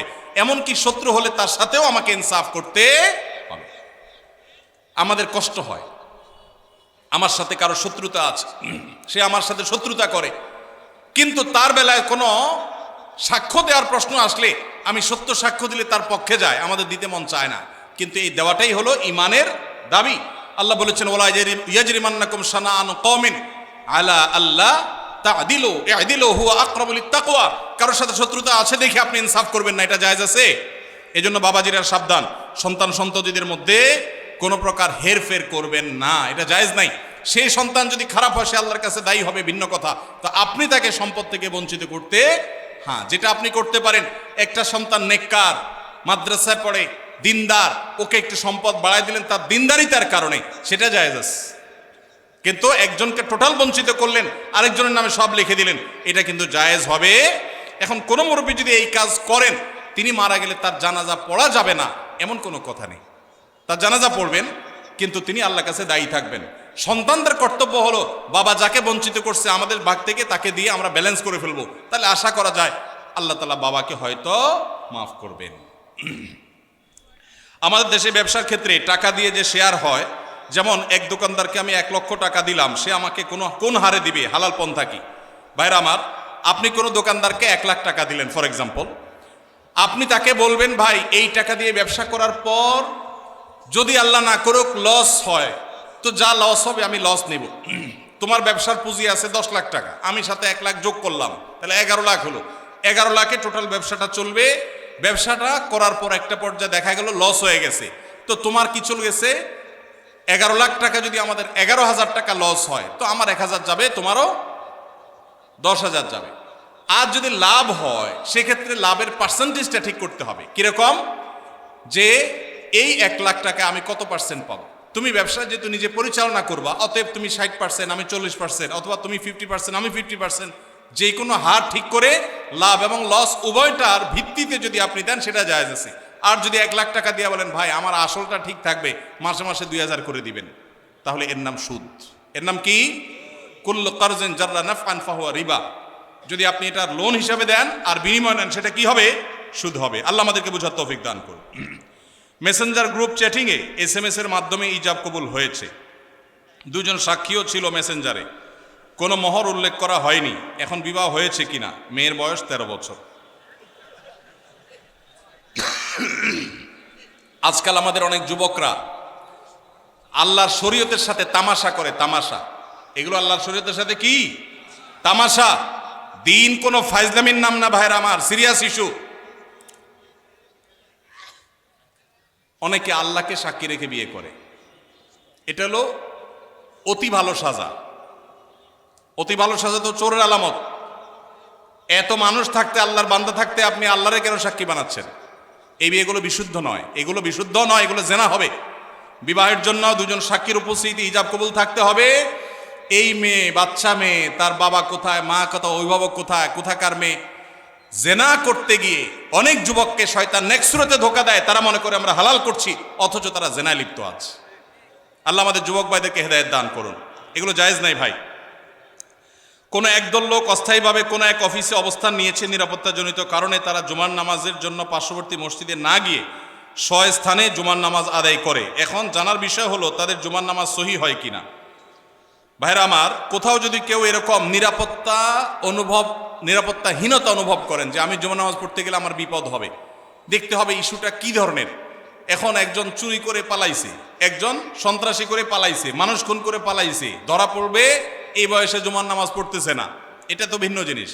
কিন্তু কেউ এমন কোন পরিস্থিতিতে আছে যে সে বের হলেই তার জীবন হুমকির মধ্যে পড়বে, তখন তিনি বাসায় নামাজ পড়লে নামাজ হয়ে যাবে। আর জুমার নামাজ যদি তিনি জামাতের সাথে কোনো বাসায় পড়েন, তো জুমার নামাজ কোনো ভাষায় করার জন্য শরীয়তে অনেক শর্ত আছে। সেই শর্তগুলো না পাওয়া গেলে 2-4 জন মিলে জুমার নামাজ শুরু করে দিলে নামাজ হয়ে যাবে, এত সোজা না। এ বিষয়ে পুরো ডিটেইল অবস্থাটা জানা দরকার, যে আসলে কোন সিচুয়েশন, পরিস্থিতি কি, তারপরে মাসালা উত্তর দেওয়া সহজ হবে। আমি এখন যদি বলি তাহলে সেক্ষেত্রে সেটা অপূর্ণ থাকবে। এই জন্য এই মাসালাটাও কোনো দক্ষ বিদগ্ধ আলেমের সাথে দেখা করে বা ফোনে যোগাযোগ করে ডিটেইল বলে তারপর উত্তর নেবেন। এটা আমি স্কিপ করলাম, উত্তর দিলাম না। আমার এক সহকর্মী দাঁড়িয়ে ছোট ছোট করে রাখে, এ ব্যাপারে তাকে নিষেধ করলে সে হেসে হেসে বলে এতে কোনো সমস্যা নাই। এ ব্যাপারে শরীয়তের হুকুম কি? এই ব্যক্তি এখানে উপস্থিত আছে, দয়া করে কিছু বলে শাসন করে দেন। আসামি হাজির। ভাইরা আমার, দাড়ি লম্বা করা এটা নবী সাল্লাল্লাহু আলাইহি ওয়াসাল্লামের নির্দেশ। তিনি বলেছেন আফুল্লুহা আরখুল্লুহা, তোমরা দাড়িকে ছেড়ে দাও। দাড়িকে ছেড়ে দিতে বলেছেন, লম্বা করতে বলেছেন। সাহাবীদের মধ্যে এক মুষ্টির পরে, বুখারীর হাদিসে এক মুষ্টির পরে অতিরিক্ত অংশ কাটার বিষয়টা সাব্যস্ত আছে। এর আগে, এক মুষ্টির আগে সাহাবীদের কারোর কাছ থেকে, নবী সাল্লাল্লাহু আলাইহি ওয়াসাল্লাম থেকে কোনো হাদিসে দাড়ি কাটা ছাটার কোনো প্রমাণ নাই। এই জন্য সারা বিশ্বের প্রায় সব উলামায়ে ইকরাম একমত যে দাড়ি লম্বা করা ওয়াজিব। কিছু ইখতিলাফ আছে, আরবের কিছু আলেমদের ভিন্ন মত আছে। বেশিরভাগ আলেমদের মতে হলো দাড়ি লম্বা করা কি ওয়াজিব। ইজিপশিয়ান কিছু আলেমদের ভিন্ন মত আছে, আরো কিছু আলেমদের ভিন্ন মত আছে। বাকি মেজরিটি আলেমদের মত হলো ওয়াজিব। আমরা বলি দাড়ি রাখা সুন্নত, সেটা সুন্নত এই অর্থে নবীজিও দাড়ি রেখেছেন, সেই হিসাবে সুন্নত। কিন্তু তিনি নির্দেশ করলে সেটা কি হয়ে যায়? সেটা আমভাবে ওয়াজিব হয়ে যায়, সেই হিসাবে দাড়ি রাখা ওয়াজিব। অতএব ভাই, যদি কেউ মনে করে দাড়ি না রাখলে সমস্যা নাই, তার কাছে সমস্যার ডেফিনেশনটা কি, সংজ্ঞাটা কি? কেউ তো বলতে পারে নামাজ না পড়লেও সমস্যা নেই, কিন্তু একজন মুসলমান মনে করবে আল্লাহর নবীর ওয়াজিব তরক করলে সমস্যা আছে না নাই? আছে। কিয়ামতের ময়দানে তার জন্য জবাবদিহি করতে হবে কি হবে না? হবে। তবে আমাদের ভাই কেউ হয়তো খোঁচা খোঁচা দাঁড়িয়ে রাখা শুরু করেছেন, আমরা তাকে অ্যাপ্রিসিয়েট করব, আমরা তাকে দূরে সরাবো না। আলহামদুলিল্লাহ ভাই শুরুটা করে দিয়েছেন, ইনশাআল্লাহ আল্লাহ এটাতে বরকত দিবেন। আমরা তাকে এটাকে লম্বা করার জন্য নসিহা করব। তবে সেই সাথে এটাও আমাদের মাথায় রাখতে হবে, দাড়ির চাইতে অনেক ইম্পর্টেন্ট নির্দেশ আছে আল্লাহর, যেগুলো আমরা অহরহ লঙ্ঘন করি। আছে না নেই? এটা শুনে আবার বেদাড়িয়ালা একটু খুশি হয়ে গেছে, যাক আমাদের পক্ষে একটু আসলো। ভাইরা আমার, দাড়ি রাখা ওয়াজিব, সেটা নিয়ে কোনো আলাপ নাই, সেটা নিয়ে কোনো ছাড় নাই। কিন্তু পাশাপাশি আমাদের এটাও মাথায় রাখতে হবে যে আল্লাহর অন্যান্য ফরজ বিধানগুলো মানতে হবে। অনেকে লম্বা দাড়ি আছে, মুখ খারাপ করে, আছে না নাই? বাংলা একটা প্রবাদ আছে, হাজী সাহেবের মুখ খারাপ। কি বলে? হাজী সাহেবের মুখ খারাপ। এই লম্বা দাড়ি নিয়ে মুখ খারাপ করে কি করে না? এই লম্বা দাড়ি নিয়ে দোকানদার দেশি মশারি আর ইন্ডিয়ান মশারি মিশায় দেশি মশারি তেলগুলো বিক্রি করে কি করে না? তাহলে দাড়ি আছে, তিনি ওয়াজিব আমল করেছেন, সবও পাবেন, কিন্তু যেই কাজটা করছেন ওইটা দাড়ি রেখে যে সব পাচ্ছেন তার চেয়ে অনেক বেশি ক্ষতি তিনি করছেন ওই কাজটা করে। ঠিক না ঠিক? এই জন্য আমাদের পরিপূর্ণভাবে দিনে প্রবেশ করতে হবে। আল্লাহ আমাদেরকে তৌফিক দান করুন। কিন্তু সেই সাথে দাড়িও লম্বা করার চেষ্টা করতে হবে। কিন্তু কোনো ভাই করছেন না, আমরা বেশিরভাগ মানুষ অন্যকে নিয়ে পড়ে থাকি। একটা বড় মুসিবত হলো বাংলাদেশের মানুষের, আমরা অন্যের চরকায় তেল একটু। আমাকে আল্লাহ দাড়ি রাখার তৌফিক দিয়েছে, আলহামদুলিল্লাহ। আমি এখন চিন্তা করবো আমার আখলাকটা ঠিক হয়েছে কিনা, আমি বউরে বাসায় গালি দিই কিনা, আমি কর্মচারীদের সাথে চালের মতো ব্যবহার করি কিনা, আমি মানুষের হক মারি কিনা, আমি দেখবো আমার বাকি আর কোথায় ল্যাকিংস আছে সেটা আমি দূর করব। আমি দাঁড়িয়ে আছে, এই জন্য যার দাড়ি নেই তারে খোঁচা মারি করি আমি। এটা তো কোনো মুসলমানের কাজ হতে। আমি চাইবো আমার ভাইয়ের দাড়ি লম্বা হোক, কিন্তু সেই সাথে আমি চাইবো আমার আরো যে দুর্বলতা আছে সেগুলো যেন দূর হয়। আল্লাহ আমাদেরকে আমলের তৌফিক দান করুন। আমার নাম মোহাম্মদ জাকির হোসেন, আমি সিরাজউদ্দিন সড়ক টাউন হল বরগুনার নিবাসী। আমি বর্তমানে সৌদি আরবের দাম্মামে থাকি। আহমদুল্লাহ হুজুর, আপনার কাছ থেকে আমি জানতে চাই, কোম্পানির ডিউটি করতে গিয়ে যে হাম্মাম ব্যবহার করি, হাম্মাম মানে টয়লেট ব্যবহার করি, তাতে অনেক সময় নাপাক পানির ছিটকে পেছনের অংশে অর্থাৎ পাছায় লেগে যায়। এই শব্দ না লিখলেও হইতো রে ভাই, যতটুকু বুঝতে পারি ধুয়ে ফেলি, কিন্তু এই নাপাক পানি প্যান্ট বা শার্টে লাগার সম্ভাবনা 100 ভাগ। আমার এই পরিস্থিতিতে প্যান্ট ছাড়া নামাজ পড়ার কোনো উপায় নাই। তারপরও আমি এই অবস্থায় 5 ওয়াক্ত নামাজ পড়ি এবং আল্লাহর কাছে কান্নাকাটি করি। আমার নামাজ কবুল হবে কিনা? ভাইরা আমার, খুব দরকারি প্রশ্ন। আজকাল আমরা হাই কমোড ব্যবহার করছি অনেকেই, তাই না?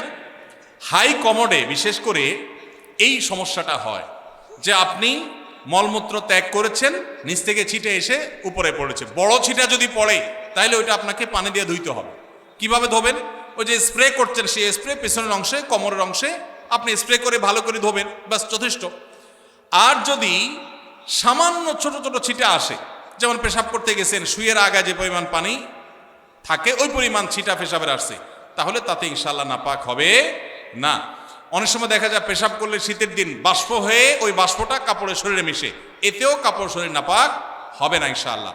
কিন্তু যদি ওই কমোডের পানিতে এখানে নাপাক আছে, ওখানে আপনার নাপাক পড়ে সেখান থেকে যদি উপরে পানি উঠা পড়ে, তাহলে অবশ্যই সেটা নাপাক হবে।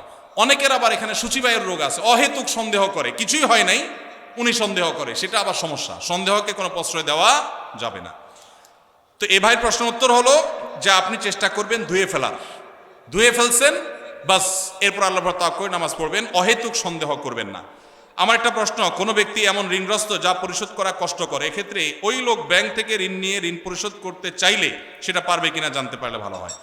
যিনি ঋণগ্রস্ত তিনি ব্যাংক থেকে সুদি লোন নিয়ে যদি ঋণ পরিশোধ করতে যান, তাহলে গাছের গোড়া কেটে আগায় পানি দেওয়া হবে, গোড়ায় কেটে আগা পানি দেওয়া হবে। ঋণ পরিশোধ ভালো কাজ, কিন্তু সুদি কারবার করা ভালো না খারাপ? সুদি কারবার করা কি ভালো কাজ না খারাপ কাজ? শুধু খারাপ কাজ, জঘন্য হারাম। এখন কত হলে আপনি কি করবেন?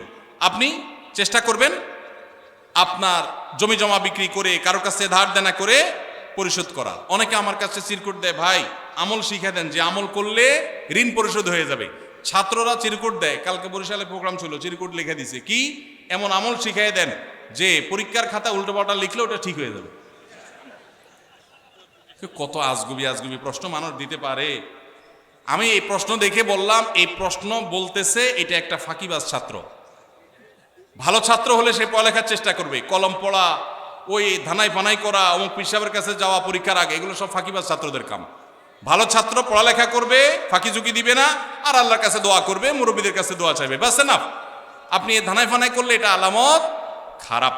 বিধায় একইভাবে ঋণ পরিশোধের জন্য অনেকে বলে, ভাই আমল শিখাই দেন ঋণ পরিশোধ যেন হয়ে যায়। তা আমি অনেককে এরকম হাতের কাছে পেলে জিজ্ঞেস করি, ঋণ কত টাকার? বলে 5 লাখ টাকা। জমি জমা ঘর বাড়ি?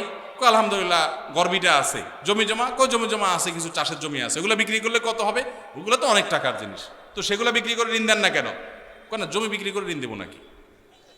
মানে আপনি দোয়া শিখাই দেন, ওইটা আমল করলে উপর থেকে আল্লাহ বস্তা ফালাই দিবে, ঋণ দিয়ে দিব, আর আমার জমি আমারটা থাকবে। এই 2 নম্বরই করলে কোনো কাজ হবে? সাধ্য অনুযায়ী আমার গর্বিটা বিক্রি হলো, আমি ঋণ পরিশোধ করব, তাই বলে সুদে লোন নেওয়া জায়েজ হবে না। এটা অনেক ভাইরা ভুল করেন। বিভিন্ন রেস্টুরেন্টে, বিশেষত চাইনিজ রেস্টুরেন্টগুলোতে সি ফুডের নামে যে কাঁকড়া, অক্টোপাস, স্কুইড বা এরকম সামুদ্রিক প্রাণী খাওয়ানো হয়, বিশেষ করে কাঁকড়া খাওয়া শরীর দৃষ্টিতে বৈধ কিনা? হানাফি মাযহাব অনুযায়ী মাকরুহ, অন্য কোন মাযহাবে, অন্য ইমামদের অনেকের মতে এটা জায়েজ, কিন্তু হানাফি মাযহাব অনুযায়ী মাছ ছাড়া, সমুদ্রের নিচে মাছ ছাড়া বাকি এই জাতীয় অক্টোপাস অথবা কাঁকড়া জাতীয় এগুলো খাওয়া মাকরুহ। জুমার সালাতে নবী সাল্লাল্লাহু আলাইহি সাল্লাম কোন সূরা পড়তেন? জুমার নামাজে আমাদের নবী করিম সাল্লাল্লাহু আলাইহি সাল্লাম সূরায়ে সাব্বিহ ইসমা রাব্বিল আলা এবং গাশিয়া, এই 2 সূরা বেশিরভাগ পড়তেন, এবং এত বেশি পড়তেন যে সাহাবীদের কেউ কেউ বলতেন নবীজি সাল্লাল্লাহু আলাইহি সাল্লামের জুমার নামাজে এই সূরা শুনতে শুনতে আমার মুখস্থ হয়ে গেছে, এত বেশি পড়তেন। সূরায়ে সাব্বিহ ইসমা রাব্বিল আলা এবং হাল হাদাকা হাদিসুল গাশিয়া। আর কোন কোন হাদিসে আসছে নবী সাল্লাল্লাহু আলাইহি সাল্লাম সূরায়ে জুমআ এবং মুনাফিকুন, এই 2 সূরা জুমার নামাজে পড়তেন। সুন্নত কাজ নিয়ে ব্যঙ্গ করা হলে কি ধরনের পাপ হতে পারে জানতে চাই। কোন সুন্নত নিয়ে যদি কেউ ব্যঙ্গ করে, ঈমান নষ্ট হয়ে যাবে। কি হয়ে যাবে? দেখুন, একটা পয়েন্ট বোঝার চেষ্টা করতে হবে। সুন্নত কেউ পালন না করলে কি বেঈমান হবে? কিন্তু সুন্নত নিয়ে কেউ ব্যঙ্গ করলে কি হবে? ঈমান নষ্ট হবে। নিজের দাড়ি নেই, আপনি বেঈমান হবেন না, আল্লাহ মাফ করে জান্নাত দিতেও পারেন। কিন্তু কেউ দাড়ি রেখেছে, বলতেছেন তাকে ব্যঙ্গ করে, কিরে জঙ্গি হয়ে গেছিস দেখি, ছাগলের মতো লাগতেছে দেখি, হ্যাঁ, এরকম আজে বাজে কথা বলতেছেন, তাহলে কিন্তু ঈমান যাওয়ার আশঙ্কা আছে। খুব ভয়ঙ্কর ব্যাপার। বিদ্রোহর শামিল, আল্লাহর সঙ্গে বিদ্রোহের শামিল। বাংলাদেশে কোনো আইন আপনি অমান্য করলেন, আপনার শাস্তি হবে, নাগরিকত্ব বাতিল হবে না। কিন্তু আপনি বাংলাদেশ রাষ্ট্রকে অস্বীকার করলেন, আইনকে অস্বীকার করলেন, সেক্ষেত্রে আপনি রাষ্ট্রদ্রোহী হবেন। আল্লাহর কোনো বিধানকে মানেন নাই, সেটা একটা বিষয়, কিন্তু আপনি অস্বীকার করেছেন, ঠাট্টা করেছেন, বিদ্রুপ করেছেন, তাহলে কিন্তু ঈমান চলে যাবে। অনেক যুবক ভাইরা আছেন, বিশেষ করে দাড়ির ইস্যুতে, কোনো ভাই দাড়ি রেখেছেন, তার সাথে হাসাহাসি করে, তাচ্ছিল্য করে নিজের ঈমানটা নষ্ট করে ফেলেন, আছে না নাই? নিজে করতে না পারেন, আরেকজন করলে খবরদার কোনো বিদ্রুপ করবেন না। এরপরে প্রশ্ন, ইন্নী ওয়াজ্জাহাতু ও নাওয়াইতুয়ান পড়ার কোনো দলিল আছে কিনা? দলিল আছে ভাই। ইন্নী ওয়াজ্জাহতুনের দলিল আছে। ইন্নী ওয়াজ্জাহতু ওয়াজহিয়াল্লাযী ফাতারাস সামাওয়াতি ওয়াল আরদা হানিফা মা আনা মিনাল মুশরিকিন লা শারীকা লাহু ওয়া বিযালিকা উমিরতু ওয়া আনা আউয়ালুল মুসলিমিন। আরো লম্বা আছে, এটা দোয়ার প্রথম অংশ বললাম। এটা আমাদের নবী করিম সাল্লাল্লাহু আলাইহি সাল্লাম পড়তেন নামাজ শুরু করার পর, তাকবীরে তাহরিমা বাঁধার পর সানার জায়গাতে। সানার জায়গাতে আমরা একটা দোয়াই ছোটবেলা মুখস্থ করছি, আর যাই না, সেটা হলো সবচেয়ে ছোটটা। সানার মধ্যে 3টা সানা প্রসিদ্ধ হাদিসে আছে, এর মধ্যে একটা হলো আল্লাহুম্মা বাঈদ বাইনি ওয়া বাইনা খাতায়ায়া কামা বাআদতা বাইনাল মাশরিকি ওয়াল মাগরিবি, এটা একটা সানা। আরেকটা হলো ইন্নী ওয়াজ্জাহতু ওয়াজহিয়াল্লাযী ফাতারাস সামাওয়াতি ওয়াল আরদা হানিফা, অনেক বড় দোয়া, এটা আরেকটা সানা। আর সুবহানাকা আল্লাহুম্মা ওয়া বিহামদিকা ওয়া তাবারাকা ইসমুকা ওয়া তাআলা জাদ্দুকা ওয়া লা ইলাহা গায়রুকা, এটা আরেকটা সানা। এটাকে দোয়ায়ে ইস্তিফতাহ বলা হয়, নামাজ শুরুর দোয়া। এই নামাজ শুরুর দোয়া হিসেবে আমরা সবচেয়ে ছোটটা মুখস্থ করছি, আর বাকি আরো 2টা যে আছে আমরা জানি না। নবী করিম সাল্লাল্লাহু আলাইহি সাল্লাম মাঝে মধ্যে সেগুলোও পড়তেন। এখন এটাকে আমাদের দেশে বানাইছে জায়নামাজের দোয়া। ভাই, নবীজির সময় কি জায়নামাজ ছিল? দোয়া আসলো কোত্থেকে? জায়নামাজই তো ছিল না, দোয়া আসলো কোত্থেকে? তো জায়নামাজে দাঁড়ানোর কোনো দোয়া নাই। দোয়া আছে কিসের ভাই? নামাজ শুরুর। ইন্নী ওয়াজ্জাহতু হলো নামাজ শুরুর দোয়া, ওইটা লাগাইছে নিয়ে কোথায়? জায়নামাজের। জায়নামাজ দাঁড়াবে, আলাদা কোনো দোয়া নেই। আর নাওয়াইতুয়ান যে দোয়া, ওইটা তো আসলে কোনো জাল হাদিসেও নেই, কোনো জাল হাদিসেও নাই। আলহামদুলিল্লাহ, এটা এখন মানুষ বুঝে গেছে। মনে মনে আমরা নিয়ত করছি, কোন নামাজে পড়ছি, নামাজের নিয়তে তাইন করছি। আমি জোহর পড়তেছি, ফরজ না সুন্নত পড়তেছি, এটা আমার মাথায় আছে। এই নিয়তের ইস্তেহজার, এটাই যথেষ্ট। মুখে নাওয়াইতুয়ান উচ্চারণ করা এটা জরুরি না, বরং এটাকে কেউ নামাজের পাঠ মনে করে বেদাতে লিপ্ত হওয়ার আশঙ্কা আছে। একসময় মানুষ অনেকে বলতো নামাইতুয়ান এখনো মুখস্থ হয় না, এই জন্য নামাজ পড়ে না, এর কারণে সে গুনাহগার হবে। শুধু মহিলাদের জন্য আলাদা মসজিদ করার সহি দলিল কি? সহি তো দূরের কথা, জাল দলিলও তো নাই, জাল দলিলও নেই। মাস 2 আগে আমি জার্মানিতে গেছিলাম, ইউরোপের। তো জার্মানিতে বার্লিনে একটা মসজিদ আছে, ইমামও মহিলা। ইমাম কি? মহিলা। ভাইরা আমার, মেয়েদের জন্য মসজিদে না এসে বাসায় 5 ওয়াক্ত নামাজ পড়া উত্তম, এ ব্যাপারে কোনো দ্বিমত আমাদের মধ্যে নাই। ওয়া বুয়ুতুহুন্না খায়রুল লাহুন্না। তবে হাদিসের আগের অংশ আছে, আল্লাহ নবী সাল্লাল্লাহু আলাইহি সাল্লাম বলেছেন লা তামনাউ মা আল্লাহি মাসাজিদ আল্লাহ, আল্লাহর বান্দিরা মসজিদে আসলে বাধা দিও না, কিন্তু তাদের জন্য মসজিদে আসার চাইতে বাসায় নামাজ পড়া বেশি উত্তম। তার নবীজি চাইতেন তারা যেন বাসায় পড়ে। মসজিদে দিনই কোনো প্রোগ্রাম, কোনো বিশেষ কারণে যদি আসে, দিনই এলেম অর্জন করার জন্য আসে, তাহলে ফিতনামুক্ত সেই পরিবেশ থাকলে আসবে, আর না হলে সেটাও বাসা বা অন্য অঙ্গনে হবে। আর পাবলিক প্লেসে যে মসজিদগুলো, শহরের মসজিদগুলো, মহিলারা বাজারে ডাক্তার দেখাইতে বিভিন্ন কারণে আসে, সেগুলো তো অবশ্যই মেয়েদের নামাজের ব্যবস্থা থাকা দরকার। কিন্তু মেয়েদের জন্য মসজিদে এসে 5 ওয়াক্ত নামাজের জামাতে হাজির হওয়ার চাইতে বাসায় নামাজ পড়া অধিকতর উত্তম। মদিনায় এক মহিলা নবী সাল্লাল্লাহু আলাইহি ওয়াসাল্লামের পেছনে এসে নামাজ পড়ার জন্য, মসজিদে নামাজ 1 রাকাতে 1000 রাকাতের সওয়াব, নবীজিকে যখন বলেছেন, নবীজি বলেছেন তুমি তোমার বাসায় পড়লে বেশি সওয়াব হবে, কেন কষ্ট করে আসো? এখানে 1000 পালে ওখানে আরো বেশি পাবে। কিন্তু আমাদের বন্ধুরা অনেকে আবেগে নিজেকে সামলাইতে পারেন না, আল্লাহ আমাদের বোঝার তৌফিক দান করুন। তাহলে মেয়েদের বাসায় নামাজ পড়া উত্তম, কিন্তু শহরে পাবলিক প্লেসে মেয়েদের নামাজের জায়গা না থাকার কারণে বহু পর্দানসীন, বহু নামাজি মেয়েরা ওয়াক্ত চলে যায়, নামাজ পড়তে পারে না। ডক্টর খন্দকার আব্দুল্লাহ জাহাঙ্গীরউল্লাহ বলতেন, আমাদের মা বোনরা বাসায় অবস্থান করবে, প্রয়োজনে বের হবে, এটাই শরিয়ার নির্দেশ। কিন্তু আমাদের মা বোনরা যে কোনো কারণে বাইর হয়ে গেছে, এখন যদি বলেন যে নামাজ পড়তে দিব না, বাসায় যাওয়া ছাড়া পড়বে না, তাহলে কাজা হবে, তাহলে সেটা তো তার জন্য ক্ষতিকর হবে। এই জন্য ব্যালেন্স আমাদেরকে শিখতে হবে। তো মহিলাদের জন্য আলাদা মসজিদ করার, পৃথক মসজিদ করার কোনো নজির শরিয়াতে নাই, কোনো আলেমের কোনো মত এর সপক্ষে নাই। এটা সারাসর ফিতনা, যদি কেউ করে নাজায়েজ হবে। মসজিদের ভিতরে প্রথম কাতারের সামনে দেয়ালের ওই পাশে লাশ রেখে সালাত আদায়ের দলিল চাই। বাবারে সব দলিল চাচ্ছে দেখি। দেখেন, মসজিদে যখন জানাজার নামাজ হবে তখন লাশ মসজিদে ঢুকাবে না, কেন? কারণ লাশে রক্ত, পুজ, পানি ইত্যাদি থাকতে পারে, মসজিদ নাপাক হবে। সেজন্য মসজিদকে পরিচ্ছন্ন রাখার প্রয়োজনে লাশটাকে পশ্চিম পাশে রেখে তারপর জানাজা পড়া হয়। কিন্তু এইটা সুন্নাহ না। সুন্নাহ কোনটা? সুন্নাহ হলো মাঠে জানাজা নামাজ পড়া। এই সুন্নাহ মুর্দা হয়ে গেছে। কোনো কারণ ছাড়া গ্রামের মসজিদে এই কাজটা করা হয়। এই সুন্নাহটা জিন্দা করার জন্য আমাদের উলামাদের কাজ করতে হবে, ভাইদের কাজ করতে হবে। চেষ্টা করা যাবে না ইনশাআল্লাহ?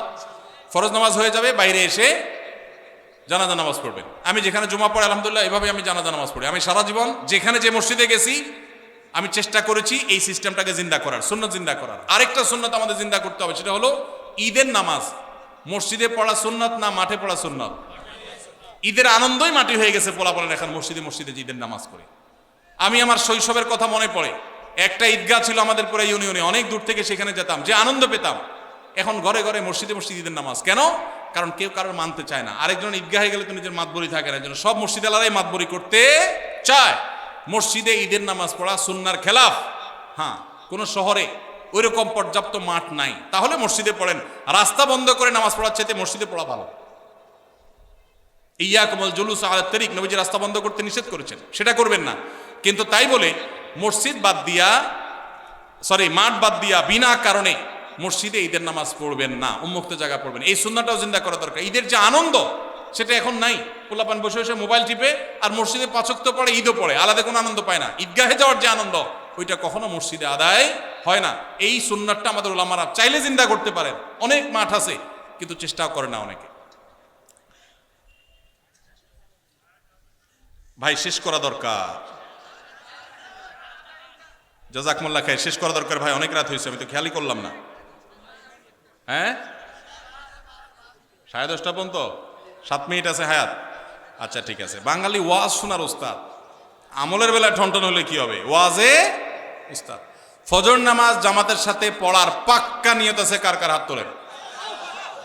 আল্লাহ আমাদের সবার হাতগুলোকে কবুল মঞ্জুর করুন। পাক্কা নিয়ত যে করছেন, এটা বাস্তবায়ন করার জন্য অ্যালার্ম দিতে হবে ডাবল ট্রিপল করে। মোবাইল আবার দূরে রাখতে হবে, যেন বন্ধ করে আবার শুয়ে না যান। আর আরেকটা নামাজি বন্ধুকে বলতে হবে, দোস্ত তুই আমারে ফোন দিবি, আমি তোরও ফোন দেবো। চেষ্টা করা যাবে না ইনশাআল্লাহ? আল্লাহ আমাদের তৌফিক দান করুন। আচ্ছা, সংক্ষেপে যাই। অনেক চাকরির ক্ষেত্রে দেখা যায়, যেমন ডিফেন্সের চাকরিতে নবী সাল্লাল্লাহু আলাইহি ওয়াসাল্লামের সুন্নাত দায়ী রাখার জন্য সিনিয়রের অনুমতি নিতে হয়, এবং চাকরির বয়স কম তাই অনুমতি দেয় না। এ বিষয়ে যৌক্তিকতা কি? দেখুন, ভারতে ডিফেন্সে আমরা দেখি শিখরা তাদের পাগড়ি পরে তারপরে সেখানে তারা ডিউটি করতে পারে। আমেরিকার মতো দেশে ধর্ম পালন করেও ডিফেন্সে চাকরি করতে পারে। আমাদের দেশে এই রকম অবস্থা তৈরি হয়েছে যে দীর্ঘদিন থেকে নিয়ে দায় রাখতে দেওয়া হতো না, মেয়েদের হিজাব করতে দেওয়া হতো না। একবার বিমানে একজন বিমানবালা আমার কাছে একটা অনুরোধ করলেন যে ভাই মেহেরবানি করে আমরা যারা হিজাব করে ডিউটি পালন করতে চায়, যদিও বিমানবালার ডিউটি হিজাব করে পালন করেও শরীয়ত মতো পর্দা করা কঠিন, বাকি জেনারেলি অন্যান্য ক্ষেত্রেও মেয়েদের যেন পর্দার সাথে করতে পারেন, তারা অনুরোধ করেছেন। আলহামদুলিল্লাহ, আনন্দের বিষয় যে আমাদের বাংলাদেশ আর্মিতে এখন এই দুইটা বিষয়ে আল্লাহর ফজলে অনুমতি পাওয়া গেছে। বিশেষ করে দায়ের বিষয়টাতে অনুমতি যে নিতে হয়, এটা ডিসিপ্লিনের জন্য। আমার মনে হয় এখানে একটা ড্রেস কোড থাকা উচিত একটা প্রতিষ্ঠানের। সেই হিসাবে ড্রেস কোড থাকবে, নর্মাল প্রসিডিউর থাকবে, কিন্তু অকারণে বয়স কম এই সমস্ত অজুহাতে যদি বাধা দেওয়া হয় তাহলে সেই সিস্টেমটা চেঞ্জ হওয়া উচিত। কারণ সাংবিধানিক অধিকার, যে কেউ তার ধর্ম পালন করতে পারে, সেই সুযোগ থাকা উচিত। আমি আশা করি যে সংশ্লিষ্ট মহল তারা এটা বিবেচনা করবেন বা দেখবেন। মানুষ মারা গেলে পাশে বসে কোরআন তেলাওয়াত, খাবার আয়োজন করার বিধান কি? খাবার আয়োজন করার বিধান আমি বলেছি, মানুষ মারা গেলে 40 3 দিন আর 7 দিন মানুষ ডাইকা খাওয়ানো, এটা বিদআত। আর মানুষ মারা গেলে তার পাশে বসে কোরআন তেলাওয়াত করাটাও সুন্নাহ সম্মত কোনো কাজ নয়। আমাদের দেশে মানুষ মারা গেলে লাশটাকে মাটিতে বা খাটে রেখে চারপাশে হাফেজ সাহেবদেরকে এনে কোরআন তেলাওয়াত করানো হয়, এটা শরিয়া সম্মত কোনো কাজ নয়। কেন? কোনো মানুষ মারা যাওয়ার পরে কি কি করতে হবে শরীয়তে বলা আছে না নাই? আছে না নাই? মুর্দার লাশের চারপাশে বসে কোরআন তেলাওয়াত করতে হবে, এরকম কোনো হাদিস তো আমি পাই নাই। এটা কোত্থেকে আসলো? কোরআন তেলাওয়াত যে করবে তার লাভ হবে। আল্লাহ কোরআনে বারবার বলেছেন, আল্লাইসাল ইনসানে ইল্লা মা সাআ, যে যেটা করবে সে সেটা পাবে, যিনি তেলাওয়াত করছে তার সওয়াব হবে। মুর্দার কোনো লাভ নাই এখানে তেলাওয়াত করলে। আর যদি বলেন যে কোরআন শোনাচ্ছি, তাহলে ওমা আনতা বিমুসমিউম মান ফিল কুবুর, আপনি তেলাওয়াত শোনাবেন জীবিত মানুষকে, মৃত মানুষকে তেলাওয়াত শুনিয়ে কোনো ফায়দা হবে না। এর সওয়াব হবে জীবিত অবস্থায় শুনলে। এই লোকটা জীবিত অবস্থায় শুনলে সওয়াব পাইতো, মারা গেছে, এখন তার সামনে কোরআন তেলাওয়াত করলে প্রতি অক্ষরে নষ্ট নাকি, এমন কোনো কথা নাই। এজন্য এইটা দূর হওয়া দরকার। বিশেষ করে এখানে যারা মুর্দার চারপাশে এই যে গোল হয়ে কোরআন তেলাওয়াত করে, এরা সবাই টাকা নেয়। তেলাওয়াতের বিনিময়ে টাকা গ্রহণ করা সারাসার হারাম। যে দেয় সেও হারাম করে, যে নেয় সেও হারাম করে। খতমের নাম দিয়া অনেক এলাকাতে এখনো অনেকে হারাম কাজ করছেন, তাদের আল্লাহকে ভয় করা উচিত। এখানকার জনপূর্ণ স্থান অধিকাংশ সময় আমাদের কিছু সংখ্যক বোনদের অশালীন পোশাকের উচ্ছৃঙ্খল অবস্থা, অবাধ মেলামেশা, আবার অনেক সময় সিগারেট হাতে দেখা যায়। এই অবস্থায় তাদের পরিত্রাণ এবং করণীয় ও অভিভাবকদের দায়িত্ব কি হতে পারে? আমার জন্য, আমার বোনদের জন্য দোয়া করবেন, আল্লাহ যেন আপনার নেখায়াত দান করেন। ভাইরা আমার, এই যুবকের প্রশ্ন বড় প্রাসঙ্গিক প্রশ্ন। আমাদের বোনদের মধ্যে বেহায়ার পরিমাণ বাড়ছে না কমছে? বাড়ছে। এই বেহায়া দূর করার জন্য আমাদের দাওয়াতি কাজ বাড়াতে হবে, বোঝাতে হবে। পশ্চিমের মেয়েরা স্বাধীনতার নাম দিয়ে তাদের পোশাক সংক্ষেপ করা হয়েছে, দলে দলে তারা ইসলামে ফিরে আসছে। তারা বুঝতে পেরেছে এটা স্বাধীনতা নয়, এটা হলো নিজের সম্ভ্রম, নিজের ইজ্জত, নিজের সম্মানকে জলাঞ্জলি দেওয়া, কোরবানি করা। এই জন্য পশ্চিমের মেয়েরা দলে দলে ইসলামে আসছে। পুরান পাগলের যখন ভাত পায় না, নতুন পাগলের আমদানি হয়। আমাদের দেশে অনেকে এসে পশ্চিমাদের এই কালচারের অনুসরণ করে তারা যে নিজেদের ধ্বংস ডেকে আনছে, তারা নিজেদের শান্তির পথ থেকে তাদেরকে সরিয়ে দিচ্ছে। এই জন্য তাদেরকে বোঝাতে হবে, এর ভয়ঙ্কর ক্ষতি বোঝাতে হবে। কেন শরিয়া একজন নারীকে যথাযথ পর্দা মেনটেন করতে বলেছেন? এটা তার সেফটির জন্য, তার নিরাপত্তার জন্য, এটা তার সম্ভ্রমের ব্যাপার। যালিকা আদনা আন ইউরাফনা, আল্লাহ বলেছেন পর্দার বিধানে এই জন্য দেওয়া হয়েছে যে এর মাধ্যমে বোঝা যাবে কে বাজারি মেয়ে আর কে সম্ভ্রান্ত মুসলিম নারী। আল্লাহ আমাদের বোনদেরকে হেদায়েত দান করুন। আমার স্বামী আজ থেকে 3 বছর আগে আমার নিজের বোনকে বিয়ে করেছে। এখন আমি কি আমার স্বামীর সাথে হালাল সম্পর্কে আছি? আমি কি তার সাথে থাকতে পারবো?